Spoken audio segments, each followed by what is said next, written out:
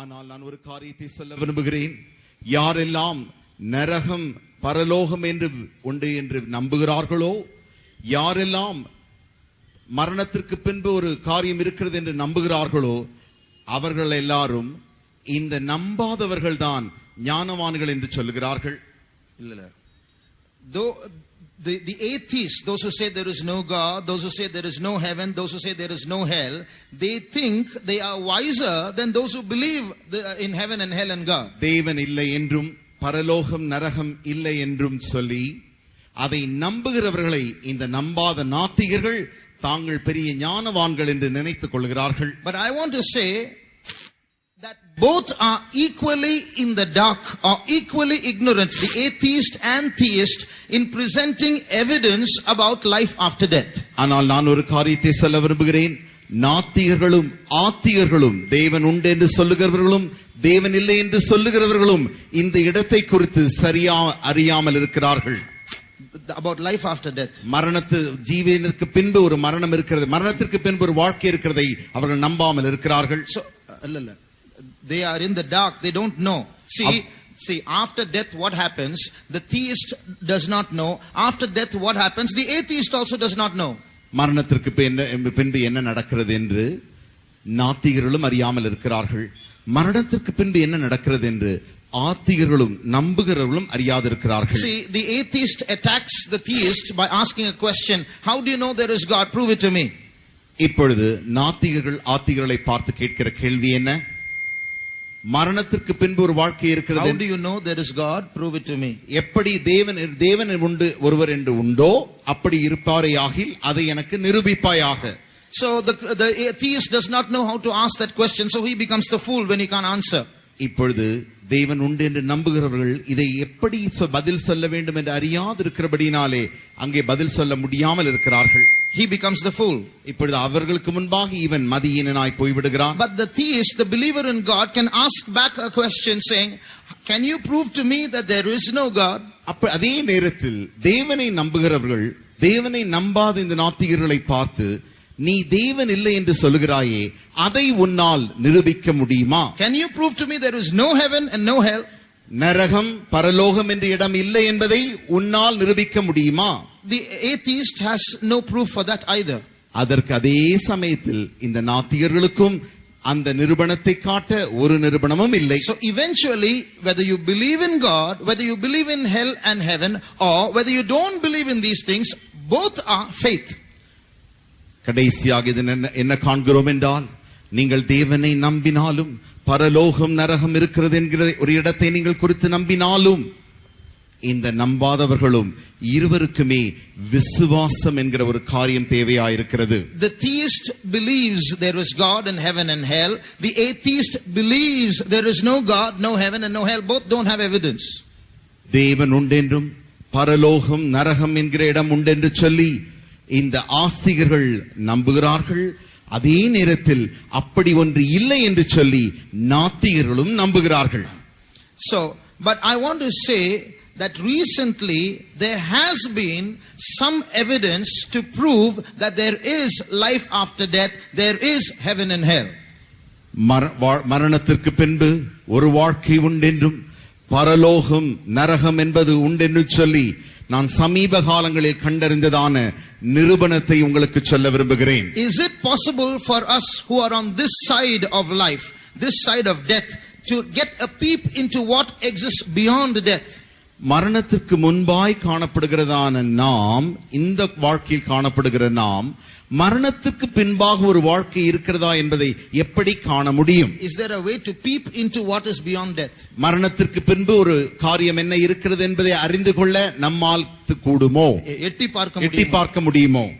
It is possible. அது சாத்தியமே. Recently, medical researchers and scientists have been recording a particular phenomenon called near-death experience. மரணத்திற்கு அடுத்த அனுபவங்கள் என்று சொல்லி அநேக விஞ்ஞானிகளும் ஆராய்ச்சியாளர்களும் இந்த காரியத்தை கண்டுபிடித்திருக்கிறார்கள். What is near-death experience? மரணத்திற்கு அடுத்த அனுபவங்கள் என்றால் என்ன? Near-death means when a person meets with an accident or falls seriously ill, மரணத்திற்கு அடுத்து அவ்வளவு நெருங்கி போகிறதான அனுபவம் என்னவென்றால், ஒருவன் தற்காலிகமான அல்லது ஒரு ஆபத்திலோ அவன் ஈடுபட்டு அங்கே உயிர் போகிறதான் அந்த மரண தருவாயில் காணப்படும் பொழுது, he reaches a stage where either his heart functioning or breathing functioning ceases. அவன் வந்து நிற்கிறதான இடம் என்னவென்றால், அவனுடைய இருதயமோ அவனுடைய அந்த சுவாசமோ நிற்கக்கூடியதான அந்த இடத்திற்கு வந்து விடுகிறான். When the heart functioning and breathing functioning ceases, அவனுடைய இருதயமும் அந்த சுவாசமும் நிற்கிறதான அந்த வேளையில், within 10 seconds his brain activity also ceases, as is recorded by an instrument called EEG. EEG என்று சொல்லப்படுகிறதான இந்த மருத்துவ கருவியினாலே இப்படி ஒரு மனிதனுடைய இருதயமும் அவனுடைய சுவாசமும் நிற்கிறதான அந்த வேளையில் தானே 10 நொடிகளுக்குள்ளாய் அவனுடைய மூளையும் கூட அப்படியே வந்து நின்று விடுகிறது. So the screen shows that his brain activity has ceased. The waves become flat. அதற்கு பின்பு அவனுடைய அந்த மன அலை வரிசைகளானது அப்படியே வந்து அதுவும் நின்று விடுகிறது. Then after that he is virtually dead, almost dead. அதற்கு பின்பு அவன் ஏறக்குறைய செத்து போனவனை போல் ஆகி விடுகிறான். Few seconds or few minutes he is like that. கொஞ்ச நொடிகள் அல்லது கொஞ்ச நிமிடங்கள் அவன் அப்படியே காணப்படுகிறான். Suddenly he comes back to consciousness. திடீரென்று மறுபடியுமாக அவனுக்கு சுய நினைவு வந்து விடுகிறது. This is called near death. அதுதான் மரணத்திற்கு அருகில் செல்கிறதான Now அனுபவம். what is near death experience? மரணத்திற்கு அருகில் செல்கிறதான அனுபவங்கள் என்றால் என்ன? These people who approach death so closely and come back to life have stories to tell when they regain consciousness. இப்படி மரண தருவாய் வரைக்கும் சென்று திரும்பவுமாக சுயநினைவு பெற்றவர்கள் தங்களை குறித்து சொல்ல அவர்களுக்கு அநேக கதைகள் உண்டு. Now I'm saying this from outside. I'm starting from outside because if I start from inside, some people will say, I don't believe in the Bible. What are you trying to prove from the Bible? நான் இப்பொழுது இந்த காரியங்கள் யாவற்றையும் வெளியிலிருந்து நான் உங்களுக்கு இதிலே உள்ளே கொண்டு வர சொல்ல விரும்புகிறேன். நான் வேதத்திலிருந்து தொடங்கி உங்களுக்கு சொல்லுவேனே ஆகில், சிலர் சொல்லுவார்கள், நான் வேதத்தை நம்புகிறதே இல்லை, தேவனை நம்புகிறதில்லை, ஆகையினால இதிலிருந்து நீங்கள் ஏன் தொடங்குகிறீர்கள் என்று கேட்பார்கள். So I'm proving from this world that there is a that world. ஆகையினாலே இந்த உலகத்தில் இருந்துதானே அந்த உலகம் இருக்கிறது என்பதை நிரூபிக்க நான் விரும்புகிறேன். So these people narrate different kinds of stories how they were able to almost enter into another world and come back again. இப்படி மரண தருவாய் வரைக்கும் சென்று திரும்பி வந்தவர்கள் அந்த மரணத்திற்கு பின்பு என்ன எல்லாம் கண்டார்களோ அல்லது அனுபவித்தார்களோ அந்த காரியத்தை இப்பொழுது சுயநினைவு வந்த பிறகு அவர்களே சொல்லுகிற அனுபவங்கள். Many narrate that they have an experience of entering into a tunnel, something that looks something like this. இப்படி நாம் காண்கிறதான அந்த கடைசி படத்தில் காணுகிறதான அப்படி ஒரு சூளைக்குள்ளாய் போகிறதான அப்படி ஒரு அனுபவத்தை அவர்கள் காண்கிறார்கள். A narrow passage, a tunnel. அது ஒரு நீண்ட பாதை, உள்ளாய் போகிற பாதை. And after that they emerge and they see great light. அப்படி அந்த நீண்ட பாதைக்குள் அவர்கள் கொஞ்ச தூரம் போன பின்பு திடீரென்று ஒரு பெரிய வெளிச்சத்தை காண்கிறார்கள். One man saw and he saw that great white light and he was able to realize that white light was the energy source for the entire universe. ஒருவர் சொல்லுகிறார், இப்படி போய் அப்படி போன பொழுது ஒரு வெள்ளை வெளிச்சமாகிய ஒரு விளக்கை கண்டாராம். அந்த விளக்குதான் இந்த முழு அண்ட சராசரத்திற்கும் தருகிறதான ஒரு சக்தியாக அது இருக்கிறதாம். And they would each have different stories to tell, but the common things that they would experience was they would have peace within, great peace within them. அநேகர் இப்படி மரண தருவாய்க்கு போய் திரும்பி வந்தவர்கள் சொல்லுகிற பல அனுபவங்கள் உண்டு. But the common things that they would have was they would have peace within them. அவர்கள் சொல்லுகிற காரியம் என்ன, அவர்கள் எல்லாருமே பொதுவாய் சொல்லுகிற காரியம் என்னவென்றால், அப்படி அவர்கள் போன மாத்திரத்தில் அங்கே சமாதானத்தை தனக்குள் கண்டார்களாம். There was a big saturation of knowledge. Suddenly they seemed to know so many things.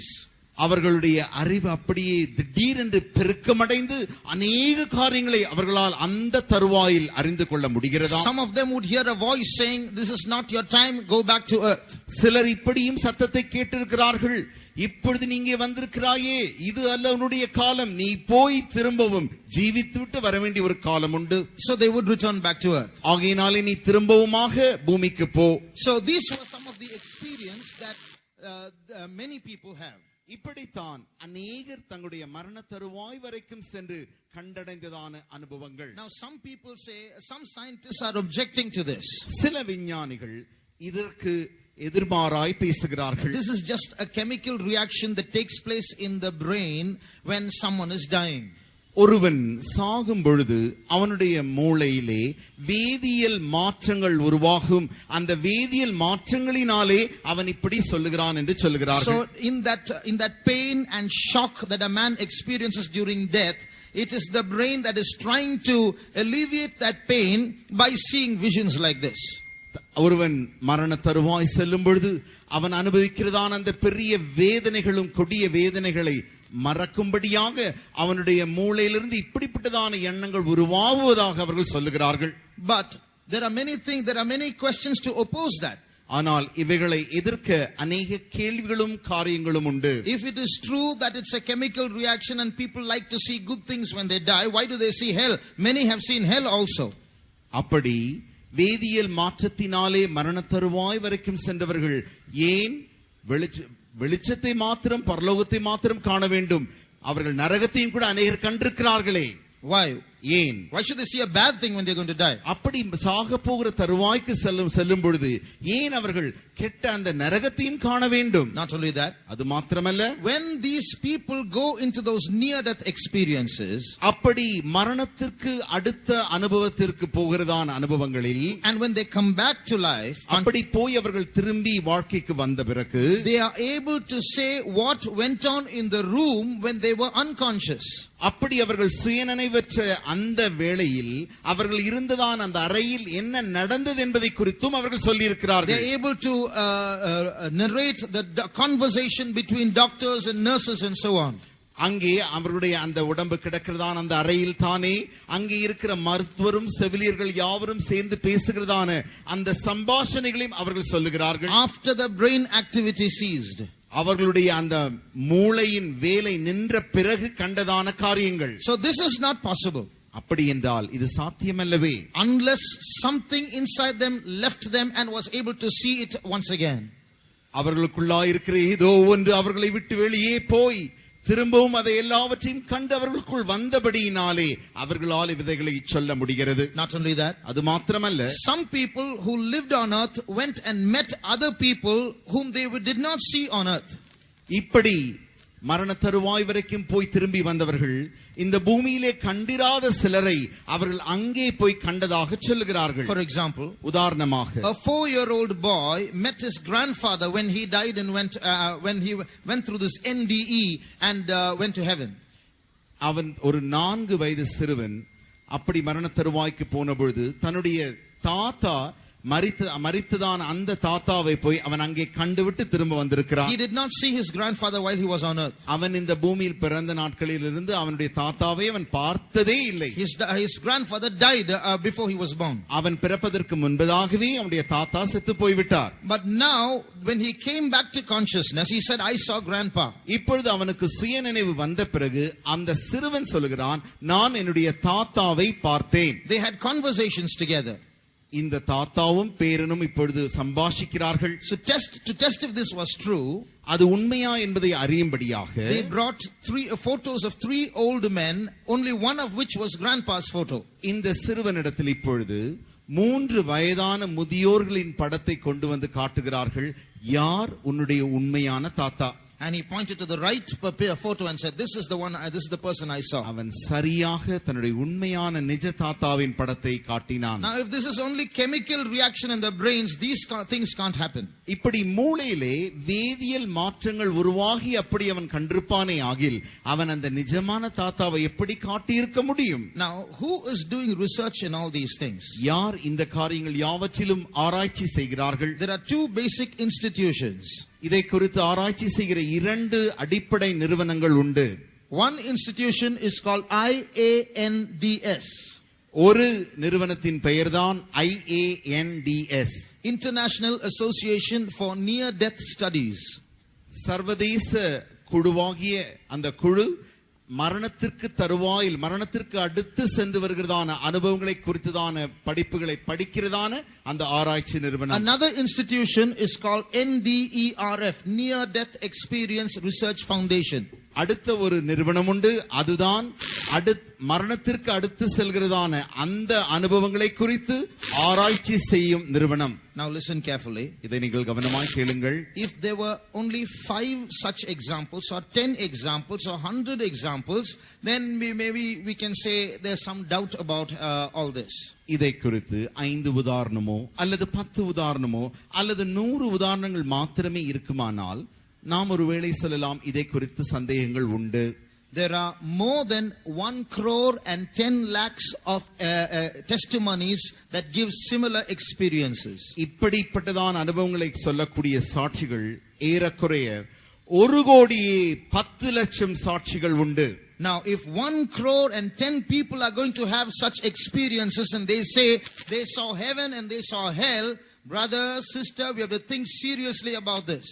1 கோடியே 10 லட்சம் பேர் மரண தருவாய் வரைக்கும் சென்று பரலோகம் உண்டென்றும் நரகம் உண்டென்றும் அவர்கள் கண்டதை வந்து சொல்லுவார்களே ஆகில், அருமையான சகோதரனே சகோதரியே, பரலோகம் நரகம் உண்டு என்பதை நீ அறிந்து கொள்வாயாக. I'm not speaking to you from the Bible. I'm speaking to you from scientific external evidence about the existence of heaven and hell. நான் வேதத்திலிருந்து பரலோகம் நரகம் உண்டு என்பதை நிரூபிக்க நான் இப்பொழுது உங்களோடு பேசவில்லை. வெளிப்பிரகாரமாய் உலக பிரகாரமாய் ஜனங்கள் ஆராய்ச்சி செய்து சொன்னதான அந்த காரியத்தை நான் உங்களுக்கு சொல்லுகிறேன். Heaven and hell are real. பரலோகம் நரகம் என்பது நிஜமாயிருக்கிறது. This is not a story, this is not an invention by religious people. இதேதோ ஒரு கதையோ ஒரு மத குருமார்களால் கண்டுபிடிக்கப்பட்ட ஒரு கண்டுபிடிப்போ அல்ல.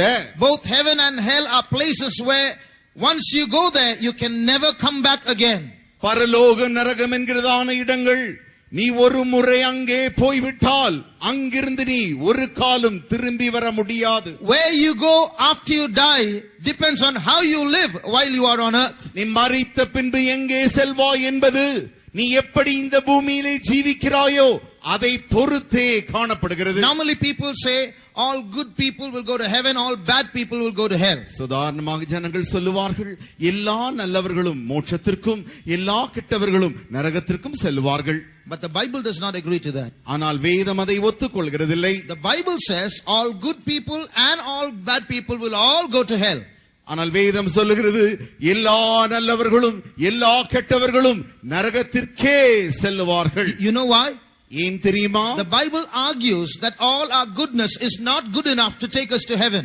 வேதம் நம்மோடு கூட தர்க்கிக்கிற காரியம் என்னவென்றால் நமக்கு இருக்கிற எல்லா நன்மைகளும் பரலோகத்திற்கு செல்லக்கூடிய அளவிற்கு தகுதி உடையது அல்ல. There is a verse that says this in the Bible. இப்படி ஒரு வசனம் சொல்லுகிறது. Read Romans chapter 3 verse 10. ரோமருக்கு எழுதின நிருபம் 3ஆம் அதிகாரம் 10ஆம் வசனம். அந்தபடியே நீதிமான் ஒருவனாகிலும் இல்லை. As it is written, there is none righteous, no, not one. There is none righteous. In English there's extra adjectives there. No, not one. ஆங்கிலத்திலே தெளிவாய் சொல்லப்பட்டிருக்கிறது நீதிமான் ஒருவனாகிலும் நீதிமான்களே இல்லை, நீதிமான் ஒருவனாகிலும் இல்லை. There is none that doeth good. நன்மை செய்கிறவன் ஒருவனும் இல்லை. Read Psalm 53 சங்கீதம் 53ஆம் அதிகாரம் verse 3. 3ஆம் வசனம். அவர்கள் எல்லாரும் வழி விலகி ஏகமாய் கெட்டுப் போனார்கள், நன்மை செய்கிறவன் இல்லை, ஒருவனாகிலும் இல்லை. Every one of them is gone back, they are all together become filthy, there is none that doeth good, no, not one. So what we human beings think is good and good enough or qualifies us to get to heaven is actually not good enough. மனிதர்களாகிய நாம் பரலோகத்திற்கு செல்லக்கூடிய அந்த நல்ல காரியங்கள் நன்மை இந்த எவைகள் எல்லாம் நினைக்கிறோமோ அந்த நன்மைகள் போதுமான அளவுக்கு நன்மைகளாய் அல்ல. So goodness will not take us to heaven. ஆகையினாலே நன்மை நம்மை பரலோகத்திற்கு எடுத்து செல்ல முடியாது. What then will take us to heaven? அப்படி என்றால் எது நம்மை பரலோகத்திற்கு எடுத்து செல்ல முடியும்? We will come to that a little later. அதை குறித்து நாம் பின்பாக காணலாம். But before that I want us all to close our eyes for a moment. அதற்கு முன்பாக நாம் யாவரும் கண்களை மூடும்படியாய் நான் ஒரு நிமிடம் கண்களை மூடும்படியாய் நான் விரும்புகிறேன். We just saw that heaven and hell are real. பரலோகம் நரகம் உண்டு நிஜம் என்பதை நாம் இப்பொழுதுதானே கண்டோம். We don't want these Bible studies just to end up as some philosophy. ஏதோ இந்த வேத பாடங்கள் ஒரு தத்துவத்தின் அடிப்படையில் ஒரு தத்துவத்தை அடையக்கூடியதாக காணப்படக்கூடாது. I believe that as we speak these words, God wants to speak to you. நான் விசுவாசிக்கிறேன், நாங்கள் இந்த வசனங்களை பேச பேச தேவனும் உங்களோடு கூட இந்த வார்த்தைகளால் பேச விரும்புகிறார். You are not only going to hear about heaven, you are going to find the way to go to heaven. நீங்கள் பரலோகத்தை மாத்திரம் குறித்து கேள்விப்பட போகிறதில்லை, பரலோகத்திற்கு செல்லக்கூடிய வழியையும் நீங்கள் கேள்விப்பட போகிறீர்கள். We are not here just to convert people to Christianity. We have an important message to give every person listening to us. எங்களுடைய வார்த்தை கேட்கிற ஒவ்வொருவரையும் நாங்கள் கிறிஸ்துவ மத மாற்றம் செய்ய விரும்பவில்லை. We want people to hear an important message.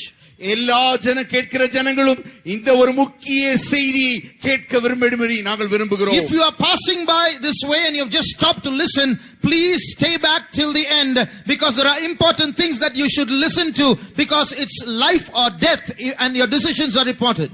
இந்த வழியிலே நீங்கள் போய்க் கொண்டிருக்கும் பொழுது இவர்கள் என்ன பேசுகிறார்கள் என்று கேட்கலாம் என்று நிற்கிறதான அருமையானவர்களை குறித்து நான் சொல்ல வேண்டிய காரியம், தயவு செய்து கடைசி வரை நின்று வாழ்க்கைக்கு பின்பு மரணத்திற்கு பின்பு ஒரு வாழ்க்கை உண்டு என்பதை குறித்துதான அந்த செய்தி நீங்கள் அறிந்து கொள்ளும்படி விரும்புகிறோம். How many want to go to heaven? எத்தனை பேருக்கு பரலோகத்திற்கு செல்ல விருப்பம்? We all want to go to heaven. நாம் யாவருமே பரலோகம் செல்ல விரும்புகிறோம். Today we must find the way to go to heaven. இன்றைக்கு பரலோகம் செல்லக்கூடியதான வழியை நாம் கண்டுபிடிக்க வேண்டும். It's not a religion.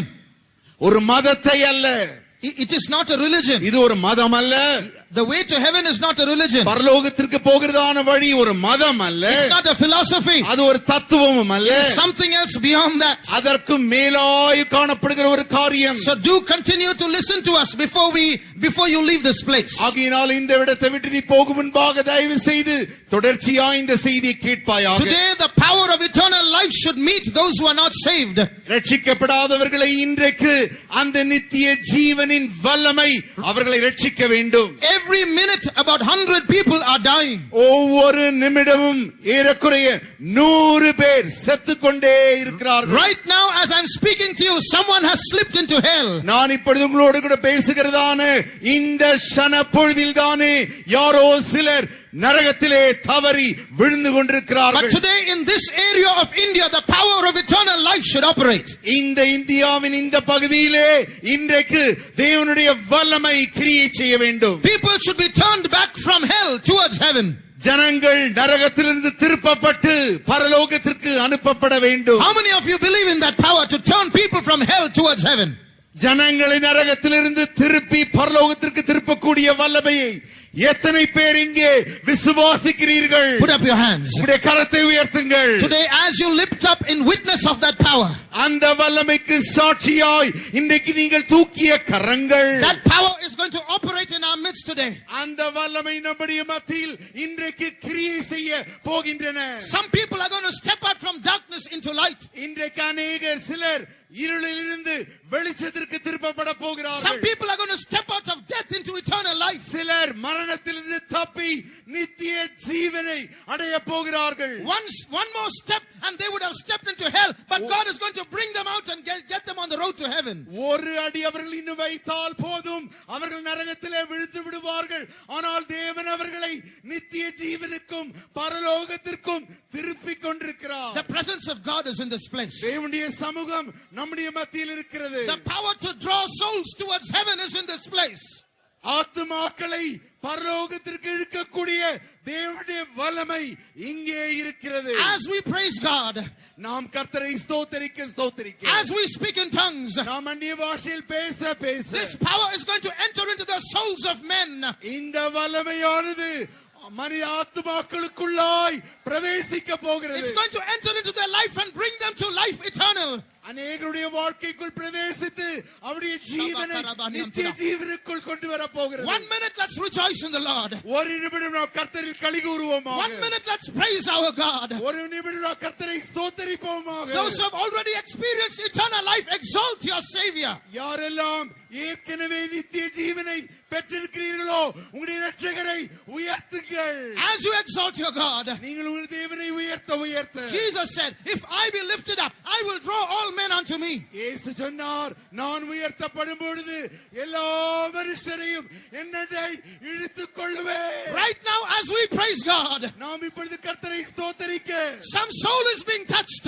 சில ஆத்துமாக்கள் தொடப்பட்டு கொண்டிருக்கின்றன. Darkness is leaving their souls.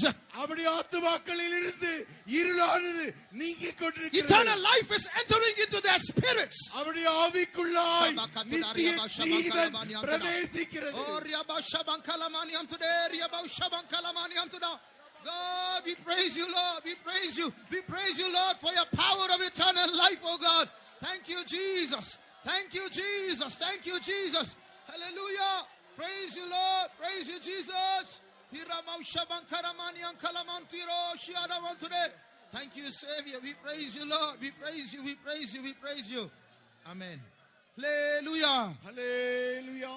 Now we will look at a little about heaven today. இன்றைக்கு நாம் பரலோகத்தை குறித்து ஒரு சில காரியங்களை காண்போம். What is heaven like? பரலோகம் எப்படி இருக்கிறது? Or what is heaven not like? பரலோகம் எப்படி இல்லாமல் இருக்கிறது? We are going to see these things today in brief. அதை நாம் சுருக்கமாய் இன்று காணப்போகிறோம். First of all, I want to tell you a few things about what heaven is not. பரலோகம் என்ன இல்லை என்பதை நான் முதலாவது சொல்ல விரும்புகிறேன். I won't give you references immediately. அதற்காக நான் உடனடியாக உங்களுக்கு வசனங்களை சொல்ல போவதில்லை. But this will be proved when we see what heaven is like through references. நாம் வசனத்தின் மூலமாக பரலோகம் எப்படி இருக்கிறது என்பதை நாம் காணும் பொழுது இதை நாம் விளங்கிக் கொள்ளலாம். There are many things to say. I will just say a few. அநேக காரியங்களை சொல்ல உண்டு, ஆனால் சில காரியங்களை சொல்ல விரும்புகிறேன். One, there is no boredom in heaven. பரலோகம் என்கிறதான இடத்தில் நமக்கு அங்க சலிப்பே கிடையாது. In spite of all the entertainments and excitements and pleasures that this world offers, boredom still exists. இந்த உலகத்தில் நீங்கள் பார்க்கும் பொழுது பல கேளிக்கைகளும் பலவிதமான காரியங்களும் நன்றாக அவர்கள் சந்தோஷமாய் இருக்கும்படி இருந்தாலும் அவைகள் எல்லாவற்றையும் அனுபவித்து கடைசியில் அவனுக்கு சலிப்பு தட்டி விடுகிறது. Why? ஏன்? The soul of man is made to experience what is infinite, not what is finite. மனிதனுடைய ஆத்மாவானது அந்த முடிவில்லாத அந்த காரியத்தை அனுபவிக்கவே உருவாக்கப்பட்டிருக்கிறதே தவிர இந்த முடிவுள்ள காரியங்களை அல்ல. That's why this soul can never be satisfied with anything in this world. ஆகையினால் தான் இந்த ஆத்மாவானது இந்த உலகத்தில் இருக்கிற எந்த காரியங்களினாலே அது ஒரு காலும் திருப்தி அடைவது இல்லை. You buy a new car, or you go after get a good job, or you earn some money, or you put on a new dress, or you watch a movie. All this has its excitement only for some time. After that, you have to do something else, otherwise boredom will set in. நீங்கள் ஒரு நல்ல காரை வாங்கினாலோ, நல்ல வேலை கிடைத்தாலோ, நல்ல காரியங்களை செய்து நல்ல பொருட்களை நீங்கள் பெற்றுக்கொண்டாலோ, இவைகள் யாவுமே ஒரு திருப்தியை கொஞ்ச நேரம் கொடுத்துவிட்டு அதற்கு பின்பு திரும்பமாக அந்த அதிருப்தி தொடர்கிறது. Only heaven can satisfy our souls. ஆனால் பரலோகம் மாத்திரமே நம்முடைய ஆத்மாவை திருப்தி செய்ய முடியும். When I was young, I was thinking about what heaven would be like. நான் சிறுவனாக இருந்த பொழுது பரலோகம் எப்படி இருக்கும் என்று நான் யோசித்து பார்த்து கொண்டிருந்தேன். I had my own imagination about heaven. பரலோகத்தை குறித்து எனக்கு சொந்த கற்பனைகள் உண்டாயிருந்தது. In heaven I thought there'll be all mountains and green grass, beautiful scenery. நான் நினைத்தது என்னவென்றால் பரலோகத்திலே நல்ல மலைகளும் பசும் புல்களும் அப்படி நன்றாக பார்க்கக்கூடிய நல்ல காட்சிகளுமாய் இருக்கும் என்று நினைத்தேன். Birds flying in the air. அங்கே பறவைகள் நன்றாக பறந்து கொண்டும், people running about here and there, sitting under every tree. There will be benches where people can relax. ஒரு இடத்திலும் நல்ல மரங்கள் இருக்கும், அதற்கு கீழே நாற்காலிகள் இருக்கும், அங்கே ஜனங்கள் உட்கார்ந்து நன்றாக இளைப்பாறிக் கொண்டிருப்பார்கள் என்று நினைத்தேன். How long can you sit under a tree and relax?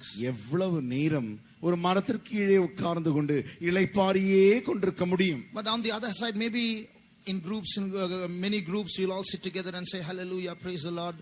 மற்ற பக்கத்தில் ஒரு மரத்திற்கு கீழாக ஒரு கூட்டம் உட்கார்ந்து கொண்டு கர்த்தருக்கு ஸ்தோத்திரம் அல்லேலூயா என்று சொல்லிக் கொண்டிருப்பார்கள். And we'll be singing songs. அங்கே பாடிக்கொண்டிருப்பார்கள். But how long are we going to sing songs and say praise the Lord, praise the Lord? எவ்வளவு நேரம் இந்த கூட்டம் உட்கார்ந்து பாட்டு பாடிக்கொண்டே இருக்கும், அந்த கூட்டம் உட்கார்ந்து கொண்டு அல்லேலூயா ஸ்தோத்திரம் என்று சொல்லிக் கொண்டிருக்கும். Early morning 4 o'clock itself, getting up and saying praise the Lord till 5 o'clock itself is a big strain for many people. You're going to do that in eternity, all the time, forever and ever. Hallelujah. I was thinking, oh, that's going to be boring then. நான் நினைத்தது என்னவென்றால் அதிகாலை 4 மணிக்கே நாம் எல்லாரும் எழுந்து 5 மணி வரை அல்லேலூயா ஸ்தோத்திரம் என்று சொல்வதே மிகவும் நமக்கு மிக கஷ்டமாக இருக்கிறதே. இப்படிப்பட்ட சூழ்நிலையிலே பரலோகத்திற்கு போய் ஒரு இடத்தில் உட்கார்ந்து கொண்டு நித்தியமாக இப்படியே சொல்லிக் கொண்டிருந்தால் பரலோகம் ஒரு வேளை எனக்கு போர் அடிக்குமோ என்று நினைக்க ஆரம்பித்தேன். So that's also not so nice. ஆகையினாலே அதுவும் கூட நன்றாக இல்லை. They said heaven is a very glorious place. சொல்லுகிறார்கள் பரலோகம் ஒரு மகிமையுள்ள இடம். Maybe there might be 100 more focus lights than this there in every place. அப்படி என்றால் இப்படி வைத்திருக்கிறார்கள் இந்த பெரிய விளக்குகளை போல அங்க நூற்றுக்கணக்கான விளக்குகள் காணப்படுமோ என்று நினைத்தேன். How long am I going to enjoy that glory? இந்த மகிமை நான் எவ்வளவு காலம் அனுபவிக்க முடியும்? So if you're going to think about heaven only in this angle, இந்த கண்ணோட்டத்தோடு கூட நீங்கள் பரலோகம் இப்படி இருக்கும் என்று நினைப்பீர்களே ஆகில், we are trying to measure heaven with what happens here on earth amongst ourselves. நமக்குள்ளே நம்முடைய பூமியில என்ன நடக்கிறதோ அந்த காரியத்தை வைத்தே பரலோகத்தில் நடைபெறக்கூடிய காரியங்கள் யாவற்றையும் நாம் ஒரு கட்டுக்குள்ளாய் ஒரு அளவுக்குள்ளாய் கொண்டு வருகிறோம். But one thing I want to tell you, ஆனால் ஒரு காரியத்தை நான் சொல்ல விரும்புகிறேன். heaven is not boring. பரலோகம் என்பது ஒரு காலம் அது போரடிக்கிற இடமே இல்லை. We will come to that later on. அதை குறித்து நாம் பின்பாக காணலாம். Secondly, இரண்டாவதாக there is no disappointment in heaven. பரலோகம் என்கிறதான இடத்திலே ஒரு நாளும் ஏமாற்றம் என்கிறதான ஒரு காரியம் இல்லை. That is, when you go to heaven, நீங்கள் பரலோகத்திற்கு போகும் பொழுது you will go with great expectations. ஒரு பெரிய எதிர்பார்ப்புகளோடு கூட தான் நீங்கள் பரலோகத்திற்கு போவீர்கள். But when you enter there and look around, நீங்கள் பரலோகத்திற்கு போய் அங்கே இங்கும் அங்குமாய் சுற்றி பார்க்கும் பொழுது you're not going to say, this is heaven, is it? I thought something else. நீங்கள் இப்படி சொல்ல போகிறதில்லை, ஓ இவ்வளவுதானா பரலோகம், நான் என்னவெல்லாம் யோசித்தேனே என்று சொல்ல போகிறதில்லை. It's never going to be like that. அது அப்படி ஒரு காலம் இருக்க போகிறதில்லை. Like the Queen of Sheba said, ஆனால் சேபா ராணி சொன்ன காரியம் என்ன? I thought what they are telling me is exaggeration, but when I came and saw it, only I realized not even half was told me. அவள் நினைத்தால் அவர்கள் சொல்லுகிறவர்கள் யாவுமே அதில் பாதி கூட இங்க இருக்காது என்று நினைத்தாள். ஆனால் வந்து பார்த்தால் they had not told only even half. அவர்கள் சொன்னது இதில் கண்டதில் பாதியை கூட சொல்லவில்லை என்று சொல்லுகிறாள். So when you go to heaven, it's going to be much more than what you think. ஆகையினாலே நீங்கள் பரலோகத்திற்கு போகும் பொழுது நீங்கள் நினைத்து பார்ப்பதை காட்டிலும் அதிகமாய் அங்கே காண போகிறீர்கள். Thirdly, மூன்றாவதாக there is no nostalgia in heaven. That means there is no there are some things which you can look back and feel happy about, but now you don't have it with you. நீங்கள் பரலோகத்திற்கு போன பின்பு நல்ல, அதாவது நாஸ்டல்ஜியா என்கிற வார்த்தையின் அர்த்தம் என்னவென்றால் ஒரு நல்ல காரியங்கள் நடந்திருக்கலாம் பழங்காலத்தில், அந்த காரியம் இனி வரப்போகிறதில்லை. அந்த நினைவை நினைத்து நினைத்து நீங்கள் ஏங்குகிற அந்த அனுபவம் இல்லை. For example, உதாரணமாக you may be very happy about your childhood. நீங்களுடைய பிள்ளையாயிருந்த அந்த சிறு பிள்ளையாயிருந்த காலத்தை குறித்து மிக சந்தோஷமாயிருப்பீர்கள். So when you think about your childhood, you feel very happy about those good old days, but you can never enjoy childhood hereafter. நீங்கள் அந்த சிறு பையனாய் இருந்த அந்த நல்ல நாட்களை நினைத்து அந்த நல்ல அனுபவத்தை நினைத்து பார்ப்பீர்கள். ஆனால் ஒரு காலமும் அந்த அனுபவம் உங்களுக்கு திரும்ப வரப்போகிறதில்லை. So it's a sad memory about the good past. ஆகையினாலே அது துக்கமான ஞாபகங்கள், நல்ல பழங்காலத்தை குறித்ததான துக்க ஞாபகங்கள். In heaven there is no nostalgia or sad feeling about the past. ஆகையினாலே பரலோகத்திலே அப்படிப்பட்டதான நினைவுகள், பழங்காலத்தை குறித்த நன்மையான அந்த துக்கமான ஞாபகங்கள் ஒரு காலம் வராது. When we come to what heaven is like, we will see more about this. பரலோகம் எப்படி இருக்கிறது என்பதை நாம் காணும் பொழுது இப்பொழுது சொன்ன காரியத்தை குறித்து நாம் தெளிவாய் காணலாம். Now what is heaven like? இப்பொழுது பரலோகம் எப்படி இருக்கிறது? Read Psalm 17 verse 15. சங்கீதம் 17ஆம் அதிகாரம் 15ஆம் வசனம். நானோ நீதியில் உம்முடைய முகத்தை தரிசிப்பேன், நான் விழிக்கும் போது உமது சாயலால் திருப்தியாவேன். As for me, I will behold thy face in righteousness. I shall be satisfied when I awake with thy likeness. I shall be satisfied. நான் திருப்தியாவேன். Heaven is a place that will satisfy all the emotions of every human being. எல்லா மனுஷரின் சகல எழுச்சிகளையும் பரலோகம் மாத்திரமே திருப்தி செய்யும். For example, உதாரணமாக One person will like red, another person will like black. ஒருவருக்கு சிவப்பு நிறம் பிடிக்கும், இன்னொருவருக்கு கருப்பு நிறம் பிடிக்கும். One person will like one food stuff, another person will like another food stuff. ஒருவருக்கு இந்த சாப்பாடு பிடிக்கும், மற்றவர்களுக்கு அந்த சாப்பாடுகள் பிடிக்கும். Each person's tastes differ. ஒவ்வொருவனுடைய அந்த ருசியும் வித்தியாசமாய் இருக்கிறது. But heaven is a place that will satisfy every human being who gets there. ஆனால் பரலோகமோ அங்கு செல்கிற சகல மனுஷரையும் அது திருப்தியாக்க கூடியதாக இருக்கிறது. So all the emotions that a man can have can be fully and truly and eternally satisfied through when we enter into heaven. ஆகையினாலே ஒரு மனிதர்களுக்கு இருக்கிறதான சகல எழுச்சிகள் யாவையும் அந்த பரலோகத்திலே அவன் திருப்தியாக ருசித்து நித்தியமாய் அனுபவிக்க முடியும். We had a pastor called Pastor Don. நமக்கு பாஸ்டர் டான் தான் ஒரு பாஸ்டர் இருந்தார்கள். He had a near death experience. அவர்களுக்கும் கூட அந்த மரண தருவாய் வரைக்கும் சென்றதான அந்த அனுபவங்கள் உண்டு. His soul left him and he was taken up into great heights. அவருடைய ஆத்துமாவுடைய சரீரத்தை விட்டு மிக உயரங்களுக்கு அது தூக்கி செல்லப்பட்டது. And he said, as I went higher and higher, a point came where I experienced joy that could not be described by words. அவர் சொன்னார், இப்படி நான் உயர உயர செல்லும் பொழுது வார்த்தைகளால் வர்ணிக்க கூட அளவில்லாத அளவிற்கு அப்படிப்பட்ட ஒரு சந்தோஷத்தை நான் அங்கே அனுபவித்தேன் என்று சொன்னார். That's why the Bible says the joy of heaven is joy unspeakable. ஆகையினால் தான் வேதம் சொல்லுகிறது, பரலோகத்தின் சந்தோஷமானது வார்த்தைகளால் விவரிக்கப்பட முடியாததா இருக்கிறது. It's something that you cannot tell with words. There are no words in our human languages to describe the joy of heaven. அந்த பரலோகத்தின் சந்தோஷத்தை வர்ணிக்க நம்முடைய மனுஷருடைய பாஷைகளில் வார்த்தைகளே இல்லை. Now we have certain other emotions that we can express like surprise. நமக்குள்ளே பலவிதமான எழுச்சிகள் காணப்படுகின்றன. அவைகளில் ஒன்றுதான் ஆச்சரியம். Suppose you're traveling in a bus. உதாரணமாக நீங்கள் ஒரு பேருந்தில் பயணம் செய்வீர்களே ஆகி and you befriend the one next to you. உங்களுக்கு பக்கத்தில் உட்கார்ந்திருக்கிறவர்களோடு கூட நீங்கள் சிநேகிதம் பிடிக்க தொடங்கின பொழுது, and in the course of your conversation you realized he was your classmate there who was studying with you 20 years ago. அப்படி நீங்கள் அவரிடத்தில் புதிதாக யாரோ உட்கார்ந்திருக்கிறார், அவரோடு கூட பேசிக் கொண்டிருக்கிறீர்கள். பேசதான் விளங்குகிறது, 20 ஆண்டுகளுக்கு முன்பாய் நான் படித்ததான் அதே என்னுடைய வகுப்பில் தான் இவரும் படித்தார் என்று நீங்கள் அறிந்த மாத்திரத்தில் you will say, what a surprise, என்ன ஆச்சரியமா இருக்கிறது என்று சொல்வீர்கள் அல்லவா? So that's called surprise. அதுதான் ஆச்சரியம். In heaven also there will be many surprises. பரலோகத்திலும் கூட பல ஆச்சரியங்கள் உண்டு. Some people we think will never go to heaven, you will see them there. நாம் சிலரை பார்த்து நினைப்போம், இவர்கள் ஒரு காலம் பரலோகம் செல்ல மாட்டார்கள் என்று. ஆனால் நீங்கள் அங்கே சென்ற பிறகு அவர்களை பரலோகத்தில் பார்ப்பீர்கள். Some people you think you'll surely see in heaven, you won't find them there. சிலரை நீங்கள் நினைத்திருப்பீர்கள், இவர்களை கண்டிப்பாக நான் பரலோகத்தில் பார்ப்பேன்.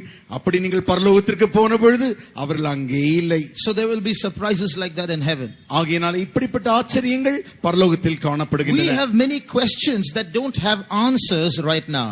இப்பொழுது நமக்கு अनेक கேள்விகள் உண்டு, அதற்கு சரியான பதில்கள் இல்லை. But when you go to heaven and Jesus answers our questions, we are going to be surprised at the answers he gives. நாம் பரலோகத்திற்கு போன பொழுது நாம் இருக்கிறதான இந்த கேள்விகள் யாவற்றிற்கும் இயேசுவானவர் தாமே பதில்களை தரும் பொழுது அந்த பதில்களினாலே நாம் ஆச்சரியம் அடைவோம். When you go to heaven and you receive the rewards, our rewards in heaven, நாம் பரலோகத்திற்கு போன பின்பு நாம் நம்முடைய பிரதிபலன்களை பெறும் பொழுது we are going to be surprised. அதை குறித்து நாம் ஆச்சரியம் அடைவோம். Lord, all this for me, are you sure? ஆண்டவரே, இப்படி பிரதிபலன்களை எனக்கு தருகிறீரே, இது எனக்கு தானா, நீ சரியாய் பார்த்தீரோ? So God is going to shower us with so many rewards that we realize that we are not worthy to get it all.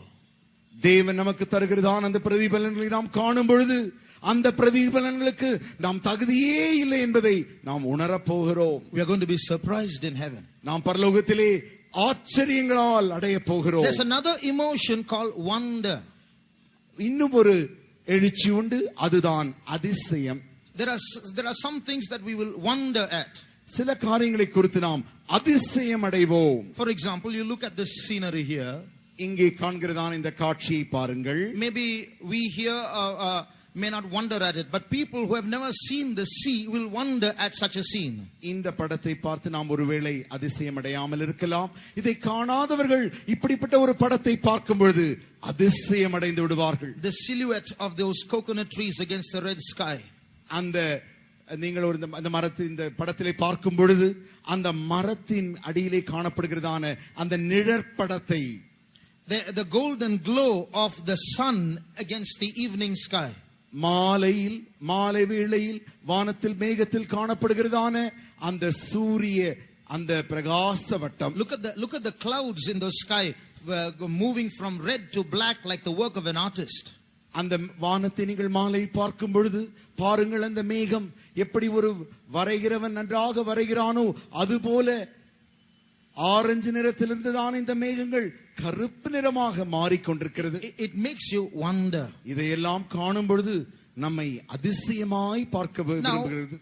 You must realize that these emotions are only there for human beings, not for animals. நீங்கள் இந்த காரியங்களை அவற்றை நன்றாக புரிந்து கொள்ள வேண்டும். நான் சொன்ன இந்த எழுச்சிகள் யாவும் மனிதர்களுக்கு மாத்திரமே உண்டே தவிர மிருகங்கள் ஒரு நாளும் இந்த எழுச்சிகளுக்கு அவர்களுக்கு இல்லை. You look at these pictures, you will say, wow, so beautiful. நீங்கள் இந்த படத்தை ஒரு நல்ல காட்சி கண்ட பின்பு என்ன அழகாக இருக்கிறது என்று அதிசயம் அடைந்து விடுகிறீர்கள். But you take a printout of this picture and show it to a cow.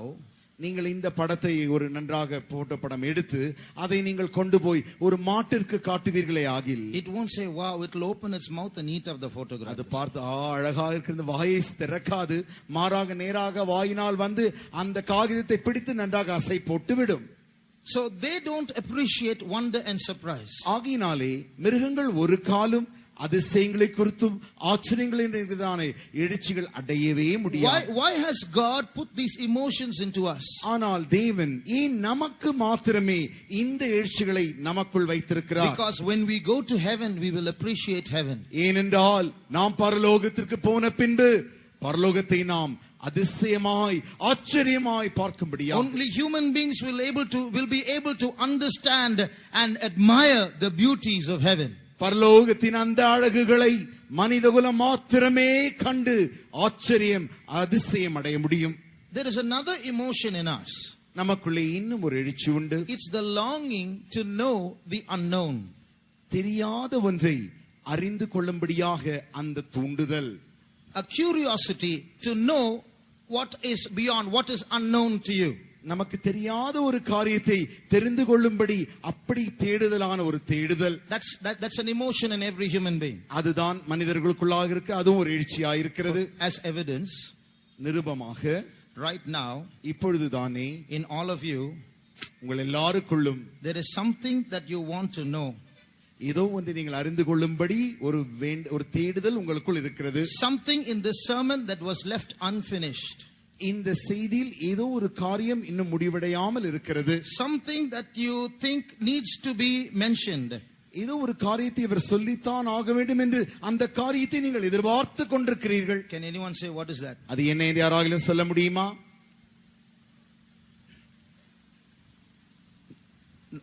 Something in the course of the sermon which I have not said, but it is there in your minds. இந்த பிரசங்கத்தினூடாய் ஒரு காரியத்தை நான் இன்னும் சொல்லவில்லை, அதை சொல்ல மாட்டேனோ என்று சொல்லி உங்களுடைய மனதிலே ஒரு தேடுதல் காணப்படுகிறது. அது அந்த காரியம் என்ன? Anyone? I said something in the beginning. நான் தொடக்கத்தில் ஒன்றை சொன்னேன். It was one of the first sentences that I said after the sermon began. பிரசங்கம் தொடங்கிய முதல் வாக்கியங்களில் தானே இந்த காரியத்தை நான் உங்களுக்கு சொன்னேன். I said I want to tell a very interesting story. மிக மிக எல்லாருக்கும் விருப்பமான ஒரு கதையை சொல்ல நான் விரும்புகிறேன் என்று சொன்னேன் அல்லவா? But I haven't said the story. நான் இன்னும் கதையை சொல்லவே இல்லை. And unfortunately I'm not going to tell the story also. துரதிர்ஷ்டவசமாக நான் இன்றைக்கு அந்த கதையை சொல்ல போவதும் இல்லை. Now what happens is when that statement was made, from then for those who heard that statement, there will always be a consciousness, a longing to know what is that he forgot. அந்த கதை சொல்லுவேன் என்று அவர் தொடக்கத்திலே நான் சொன்ன மாத்திரத்தில் தானே சிலருக்குள் ஒரு தேடுதல் மனதிலே தூண்ட ஆரம்பிக்கிறது. ஏதோ ஒன்று கதை சொல்லுகிறேன் என்று சொன்னாரே, அதை அவர் மறந்து விட்டாரோ, அதை சொல்ல மாட்டாரோ என்கிறதான ஒரு தேடுதல். So this shows there is a longing in us to know what is unknown. நமக்கு தெரியாத ஒரு காரியத்தை தெரிந்து கொள்ளும்படி நமக்குள் இருக்கிறதான அந்த ஏக்கம். I used to wonder why does God play hide and seek with heaven and hell? Why doesn't He just show everyone one glimpse of heaven, one glimpse of hell? நான் அடிக்கடி நினைப்பதுண்டு, ஏன் தேவன் இந்த ஒளிவு மறைவு விளையாட்டை விளையாடி கொண்டிருக்கிறார்? பரலோகத்தையும் நரகத்தையும் ஒரு காட்சியாக மனிதருக்கு அப்படி காட்டி விட்டு போயிருக்கலாமே. Take them to heaven one glimpse, take them to hell one glimpse, then put them back to earth. ஜனங்களை தூக்கி அப்படி நேராக கொண்டு போய் பரலோகத்தை ஒரு காட்சியை காண செய்துவிட்டு நரகத்தின் காட்சியை காண செய்துவிட்டு கொண்டு வந்து இறக்கி விட்டிருக்கலாமே. Why? ஏன்? Many reasons, but one reason is அநேக காரணங்கள் உண்டு. அதில் ஒன்று, He wants us to keep longing for the unknown. That's why He doesn't show it to us. ஏன் அதை அவர் நமக்கு இன்னும் காட்டாமல் இருக்கிறார் என்றால், நமக்குள்ளே அந்த ஏக்கம், அறியாத அந்த காரியத்தை தெரிந்துவிட மாட்டோமோ என்கிறதான அந்த ஏக்கத்தை இன்னும் நமக்குள் பெருக செய்யும்படியாக. When you give a gift to your friend on your birthday, why do you wrap it with wrapping paper?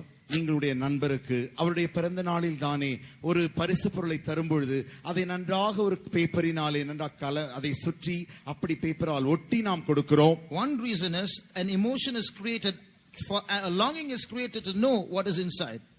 அதில் அநேக காரணங்கள் உண்டு. அதில் ஒன்று என்னவென்றால், அதற்குள்ள என்ன இருக்கிறது என்று அவர் அறிந்து கொள்ள அந்த ஏக்கத்தை இன்னும் தூண்டி விடும்படியாக. So heaven is going to satisfy that longing. ஆகினாலே பரலோகமானது அந்த ஏக்கங்களை திருப்தி செய்ய போகிறது. So we wonder what heaven is going to be like. Keep wondering. பரலோகம் எப்படி இருக்கும் என்று நாம் ஆச்சரியமாய் அப்படி நாம் பார்க்கும் பொழுது அதை குறித்து இன்னும் நாம் ஆச்சரியம் அடைந்து கொண்டே இருக்க வேண்டும். When we get there, we are going to be wondering even more. நாம் பரலோகத்தை சென்று அடையும் பொழுது இப்பொழுது அடைந்த ஆச்சரியங்களுக்கும் மேலாய் நாம் அங்கே இன்னும் அதிக ஆச்சரியங்களால் பார்க்க போகிறோம். Next, what is heaven like? அதற்கு பின்பு பரலோகம் எப்படி இருக்க போகிறது? அடுத்தபடியாக Revelation 21:5. வெளிப்படுத்தின விசேஷம் 21ஆம் அதிகாரம் 5ஆம் வசனம். சிங்காசனத்தின் மேல் வீற்றிருந்தவர், இதோ நான் சகலத்தையும் புதிதாக்குகிறேன் என்றார். பின்னும் அவர், இந்த வசனங்கள் சத்தியமும் உண்மையுமானவைகள், இவைகளை எழுது என்றார். And he that sat upon the throne said, Behold, I make all things new. And he said unto me, Write, for these words are true and faithful. In heaven, basically, there are three places. அடிப்படையாக பரலோகத்திலே 3 இடங்கள் காணப்படுகின்றன. New earth, new heaven, new Jerusalem. புதிய பூமி, புதிய வானம், புதிய எருசலேம். Here we see God saying, I make all things new. இங்கே தேவன் சொல்கிறார், இதோ நான் சகலத்தையும் புதிதாக்குகிறேன். And you see these three places all prefixed by new. இந்த 3 காரியங்களுமே புதிது, புது, புது என்று சொல்லப்படுகிறது. So what does that mean? அதனுடைய அர்த்தம் என்ன? Everything is going to be new in heaven. பரலோகத்திலே சகலமும் புதிதா இருக்க போகின்றன. That new is in two ways. அந்த புதிதாகுதல் 2 வழிகளில் நடக்கும். One, all that exists in heaven will never grow old. பரலோகத்தில் காணப்படுகிற யாவும் ஒரு காலம் அது பழமை அடையாது. Today New Delhi, New York and New Zealand are all old.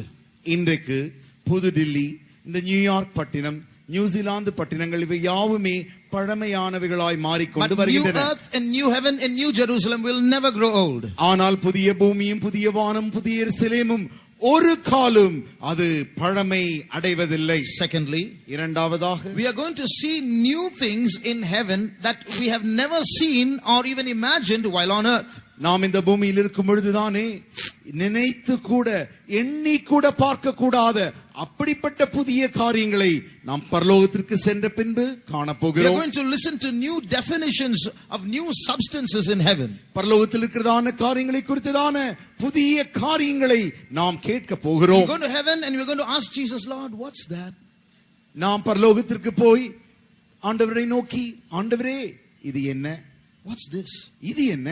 So many new things are going to be there in heaven. பரலோகத்திலே அநேக புதிய காரியங்கள் காணப்பட போகின்றன. Things that we have never seen.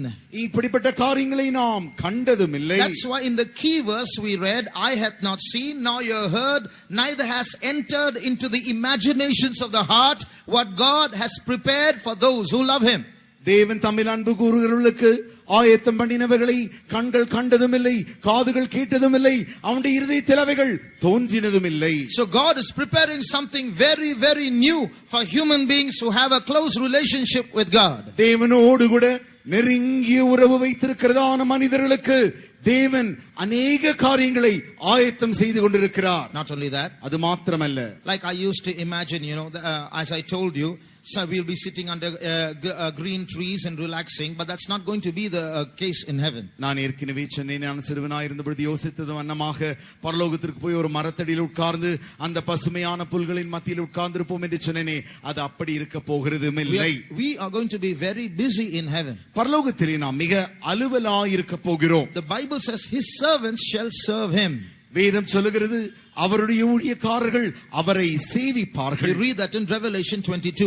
அதை நீங்கள் வெளிப்படுத்தின விசேஷம் 22ஆம் அதிகாரத்தில் வாசிக்கிறீர்கள். That means there is work in heaven. அதிலிருந்து நாம் விளங்கிக் கொள்கிறோம், பரலோகத்திலே வேலைகள் உண்டு. There is ministry in heaven. பரலோகத்திலே ஊழியங்கள் உண்டு. Not only that, அது மாத்திரமல்ல, there is growth and development and expansion in heaven. பரலோகத்திலே வளர்ச்சி விரிவாக்கம் உண்டாக போகிறது. Read Isaiah chapter 9.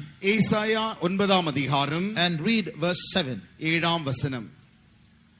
தாவீதின் சிங்காசனத்தையும் அவனுடைய ராஜ்யத்தையும் அவர் திடப்படுத்தி அதை இது முதற் கொண்டு என்றென்றைக்கும் நியாயத்தினாலும் நீதியினாலும் நிலைப்படுத்தும்படிக்கு அவருடைய கர்த்தத்துவத்தின் பெருக்கத்துக்கும் அதன் சமாதானத்துக்கும் முடிவில்லை. சேனைகளின் கர்த்தர் Of the increase of his government and peace there shall be no end. Of the increase of his government there shall be no end.